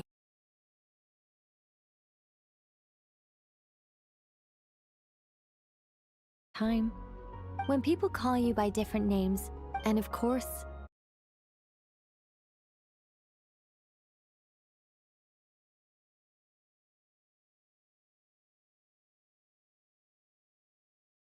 picture the moon goddess in your mind. Columbina. Columbina. Paimon would call her Columbina too. Well, she has long forsaken everything that Kutar represents. I think from now on I should call her Columbina too. Well, it sounds to me like you found your answer. Are you sure? Is it really that simple? We haven't found her this whole time, and not for lack of trying. For a journey like this, the process is every bit as important as the outcome. Had you not searched far and wide, rejecting every other answer you were offered, how could you have come to an answer you felt was finally correct? Oh, it all makes sense now. This has Alice's fingerprints all over it. Are you suggesting that Mage knew from the start that Columbina never had a real name to begin with? I can't say for sure, but I can definitely imagine her chuckling in satisfaction somewhere right now, saying, "Ah, what fun."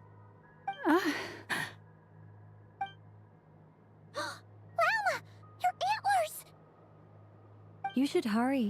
The festive moon has begun to rise. Do not worry, for when you called the name Columbina just now, I could sense that the power within was enough to summon back the moon goddess.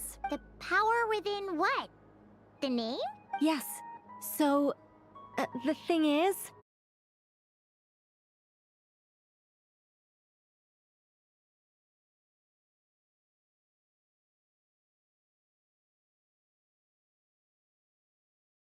I really want to explain how that whole thing works, starting from the founding principles of Tevat and...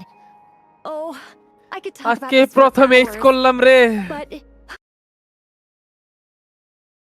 একলা খেলি নাই ওই আমার ফ্রেন্ডের লাগে খেলছি Valorant ওই হ্যাঁ ওই বিট করে has খেলে your priorities straight. না তুই আমার লাগে খেলা শয়তান লাগে বেট করেই তো খেলবো Anyway, you all need to K? hurry. কে নেই? Last কে thing, বেট করে খেলে? remember how... আমার Then it is ফ্রেন্ডের কথা agreed. কইতেছি আমার ফ্রেন্ড বিট করে খেলে ওই By the name Columbina, we shall find her. না না না ও না না Throw her the best moon. And at ভালোই তো last, তাইলে we will send her home. আমার লাইভ স্ট্রিমটা দেখ আমি লাইভ স্ট্রিম করতেছি ইউটিউবে লাস্টের 4 ঘন্টা ধরে দাঁড়া দাঁড়া কয় ঘন্টা হচ্ছে 3 ঘন্টা 15 মিনিট হচ্ছে I can barely move, and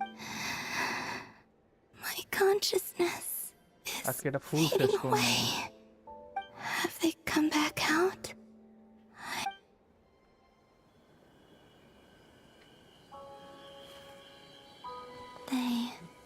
They didn't make it.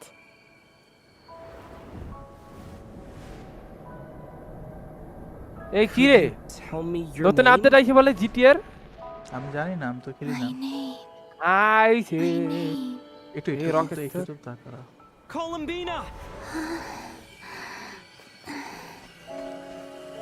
হ্যাঁ আইছে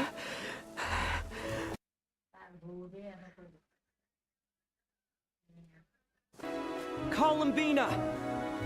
That's the name you gave when we first met. And it's what I've called you ever since. Columbina. It's a fine name. I have many fond memories of Columbina, and so do all of your friends.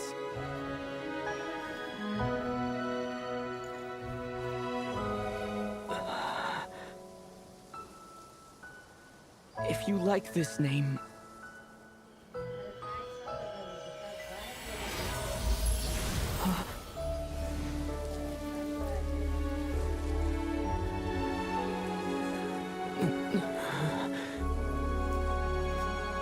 Looking for me?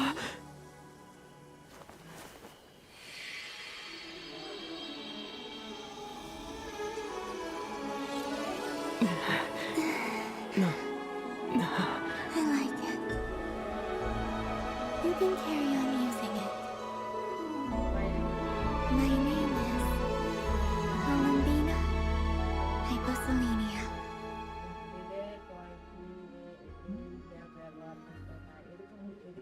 Columbina Hyposelenia. That's a wonderful name. I never thought that Columbina would become my real name. But after I met you and my other friends, the things that this name stood for slowly began to change. It went from being a Fatui code name to something my friends call me.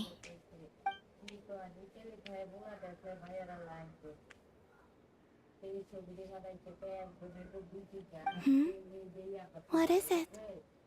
Why aren't you saying anything? I'm just so happy for you.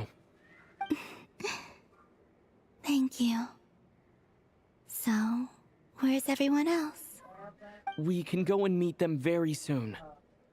Everyone went to different places to try calling your name. Great. I'd like to thank them as well. Everyone's done so much for me. Searching for my name, entering those ancient ruins. Huh? Wait, so you were... Yes, I was there. Not physically, but my consciousness was still holding on. I followed you the whole way. Starting from when? You turned around and called out my name while you were in Nasha Town. Do you remember?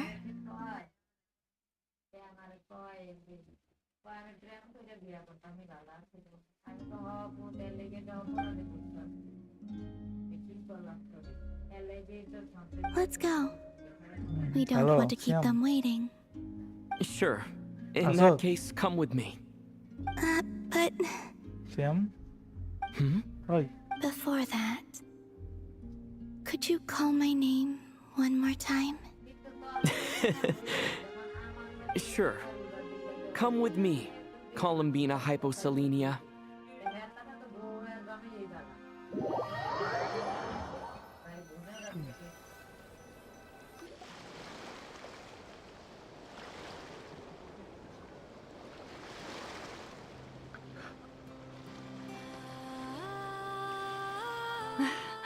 Columbina. Oh, this truly is wonderful. Llama, I can't breathe. Ha-ha! Just in time for Moon Prayer Night. It's good to have you back, Miss Columbina. Yeah, we were worried sick. Thank you, my friends. Hello. With your help, I now have a name. Selenia. Where's the second half from? You added it yourself? That's right. It means born beneath the moon. yes. Jesus, And by extension, it can also mean born beneath this world. A fine name. আচ্ছা GTA নতুন update As আইবো much as it pains me to interrupt this beautiful reunion, 10 তারিখে I আইবো feel 10 তারিখে obliged to remind you that the Moon Prayer Night celebrations in Nasha Town have already begun. Don't you want to enjoy the festivities? There's so much to see and do. And some of the ambient lighting and entertainments were sponsored by the kind souls in the Hexen Circle. Nicole? Why have you turned into Dodoko? So you're Miss Nicole. Thank you for helping us, and for helping me find my name. It's nice to finally hear your voice. You're quite welcome. Guiding lost people to hidden treasure is what we see we do. And if you ask me, spiritual treasures are far more precious than material ones. Chests are all well and good, but this was what it's all about. So satisfying. Anyway, I had to go help Alice. It seems like she ran into some trouble. That's why I couldn't be here in person. But don't worry, we're with you in spirit. We'll be celebrating right along with you. Keep an eye out for the Hexen Circle's festive stalls in Nasha Town. I think you'll like what we came up with. Alice said she even managed to rope B in this time. The Frost Moon Scions have also prepared various attractions. I believe Aino, Inefa, and their crew are setting things up as we speak. On that note, It's all in hand. Yehoda is on site to ensure that everything goes off without a hitch. Wonderful. In that case... Come on, Columbina. It's time to celebrate the best Moon Prayer Night ever.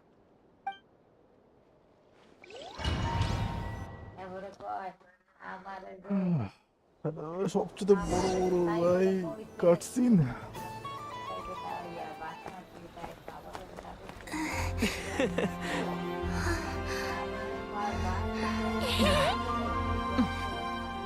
Hey, young lady.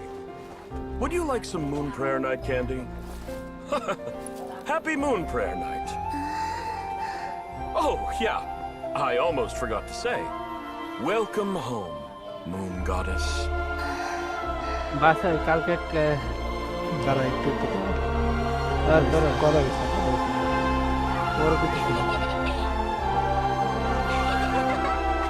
আস্তে আস্তে যত দিন যাইবে তত র্যামের দাম বাড়বে কিছু করার নাই Welcome home, Moon Goddess. Welcome home, Moon Goddess. Turning Nasha Town into her home is a festive gift. A rather brilliant idea. Perhaps this is what Nod Krai, Columbina's home, should have been like all along.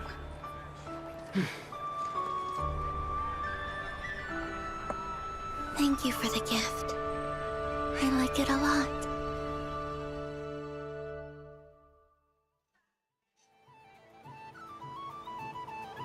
This feels like I do. I never imagined I'd ever get to enjoy Moon Prayer Night with everyone so freely. Oh, ACP 이겨있다. Quite a strategy you came draw, up draw, with. final draw. Hide the tree in the forest. Dressing It's niya. not your... Apparently so. Ana. It even inspired a perennial Iba to penny pincher deceive. to use their resources for a greater... Oh. I see it now. This bickering Kawai is I actually a sign of... Huh?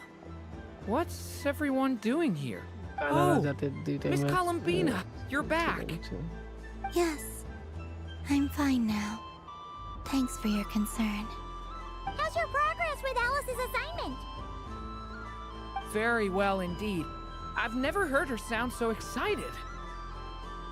Not like this. This time her excitement seems more serious. Seems like she's had a major breakthrough. She said she'll contact us once she knows more. In the meantime, we're free to relax and have some fun. Enjoy the time off while it lasts. I have a feeling that our next task won't be so simple.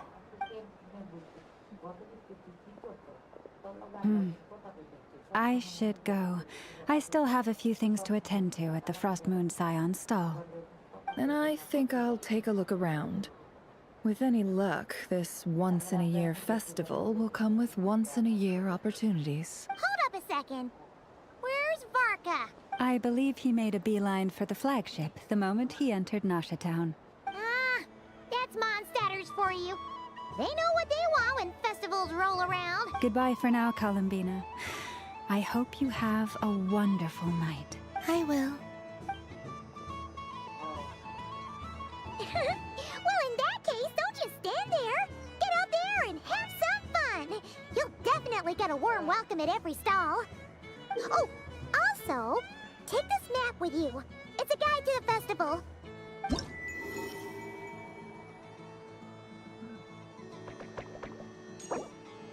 ও মা গো মা, এটা আবার কি শুরু হলো?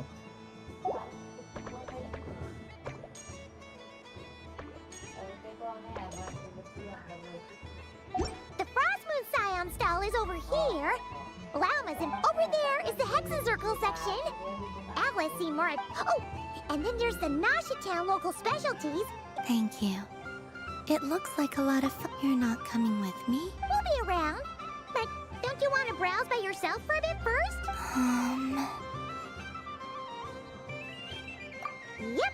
If you find something you like and want to try it out together, just give us a shout. We'll be right with you. Otherwise, just relax and enjoy yourself. Where should I go first? This must be the mage's stall. It feels like I've entered a fairy tale. Ah, how lovely. এই ক্যারেক্টারটা ভাই না পেলে আমি শেষ হয়ে যাবো। Welcome home, Moon Goddess. Oh, you're the genuine article. Alice was right. This Moon Prayer Night was worth watching at... Another one that... Greetings. Pleased to make your acquaintance. Columbina Hyposelenia. Hyposelenia. Now then, Miss Columbina. Divination. From the perspective, as you look to your journey... The unknowns on my... Of course, if one wishes to peer into fate, then... But that is a complex affair. Hence, I shall use the suitably festive Lunar Arcana to tell... Lunar Arcana. Indeed. Unlike Hyde, people like to think of themselves as creatures of agency and free will. Peering too far and too clearly into the future is detrimental to both body and soul. I'd like to give it a try. Of course you may. Come then, take a seat, Miss Columbina. Before we begin, are there any specific questions you would like to ask?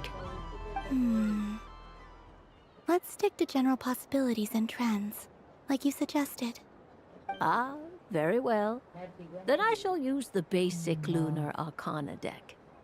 Now, try to relax. Cast your mind upon the things you have experienced and the things you are soon to experience. Would you like to cut the cards yourself? You do it. No problem.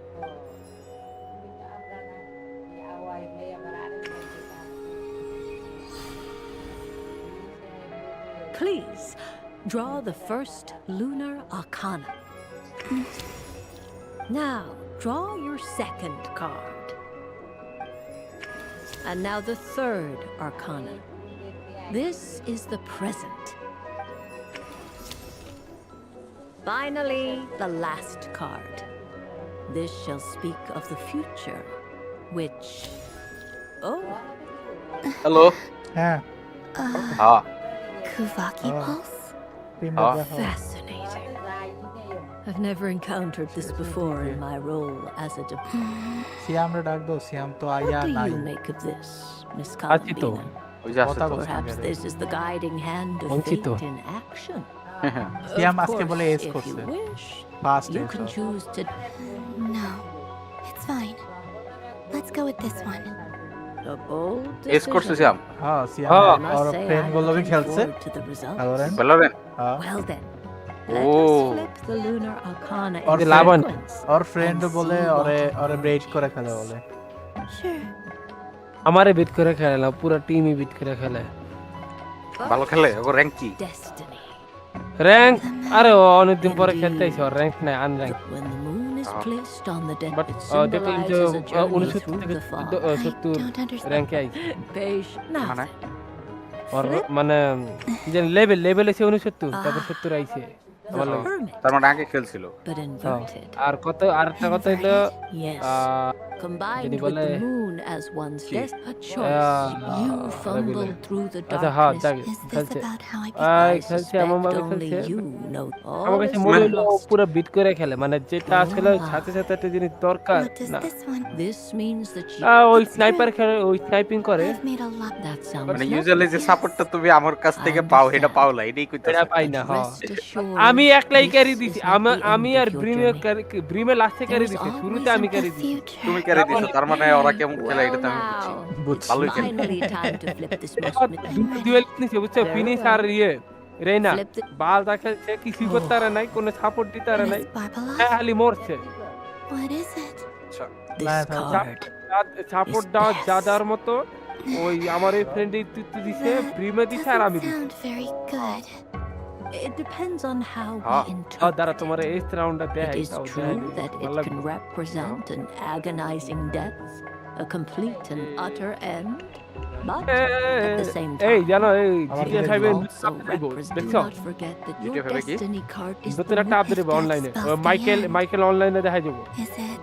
হ্যাঁ Franklin তো already আনছে Michael রুয়ান বুক পরে কয়েকদিন পরে Trevor রুয়ান না ট্রেভরও আছে ট্রেভরের mission আছে আচ্ছা তো আমি দেখি মাইকেল এর নাইকলি ওই দিয়ারা ওই যে everything is আরে subject ইয়েরই তো যে অ্যাপার্টমেন্টের লাস্ট হাইস্টই তো ট্রেভরের সাথে ট্রেভরে থাকে হ্যাঁ হ্যাঁ আর মাইকেলেরটা আনছে 10 Michael is a rare quality. 10 এর দিয়ে Go then. ওটা ভালোই আমি লিংক দিছি trailer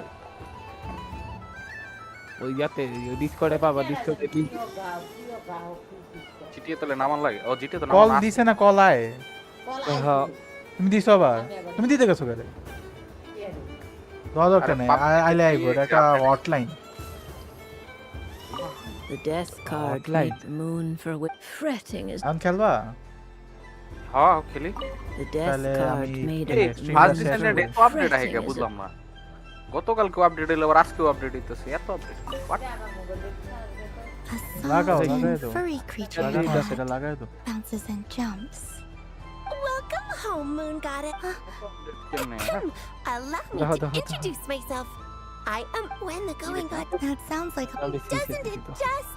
Oh, but then the truth. Recently, only to find it overgrown with ঘন্টা স্ট্রিম seagrass. করতেছি And I made it back খাইছে into রে the মার্চ করে house. খেলছে I সব wanted to believe the last thing I wanted. So, dear Moon Goddess, 24টা কিল করছো রেনাই কি তোমার ওই ফ্রেন্ড আচ্ছা না এই যেটা শোভা হ্যাঁ all the festive besides. I'm afraid ওই আমার খালি ওই খেলছে একজনই Right. আচ্ছা We many like mine in our eyes, but আমার তো perhaps in লেবি হ্যাঁ উন্ডা জানি তাও হারছি ওই রাউন্ডটা হারছি এটা আমার একটা বুলের লিগা এস কইরো হারছো আমি যারে উঠাইছি ওরে মানে বটম ফ্রেগারে উড়াইছি উদেই আমার উঠানো উচিত ছিল আরো পরে আর যে ওই সামনে আর যে মরছে ওরে উঠানো উচিত ছিল বাট আমি আগে একজন উড়াই লাগছি এই উড়াই লিয়েছে এত আছি আর আরে নাটক রে স্পেশাল সিনারিটা পরে কেমন ওই যে সেইটা মনে এই তুমি এটা তো রেনা তোমার রেসপেক্ট করাই যা Thank you for এই যে দেখো এইটাই মনে হয় Ad Astra.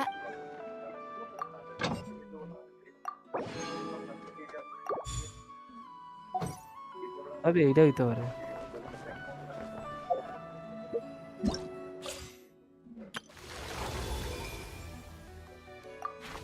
ও এক্সপ্রেটেড শুধু আমি একলা বাইচে আছি হ্যাঁ এটাই তো দেখতেছি ও পর একটা উঠাইছে এই তো আর ওই লগে লগে মরে গেছে হ্যাঁ আমি তো জানি না রেনা এটার উড়াইছে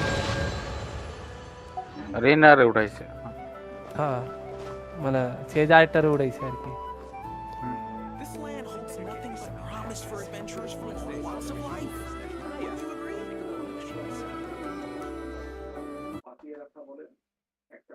হ্যাঁ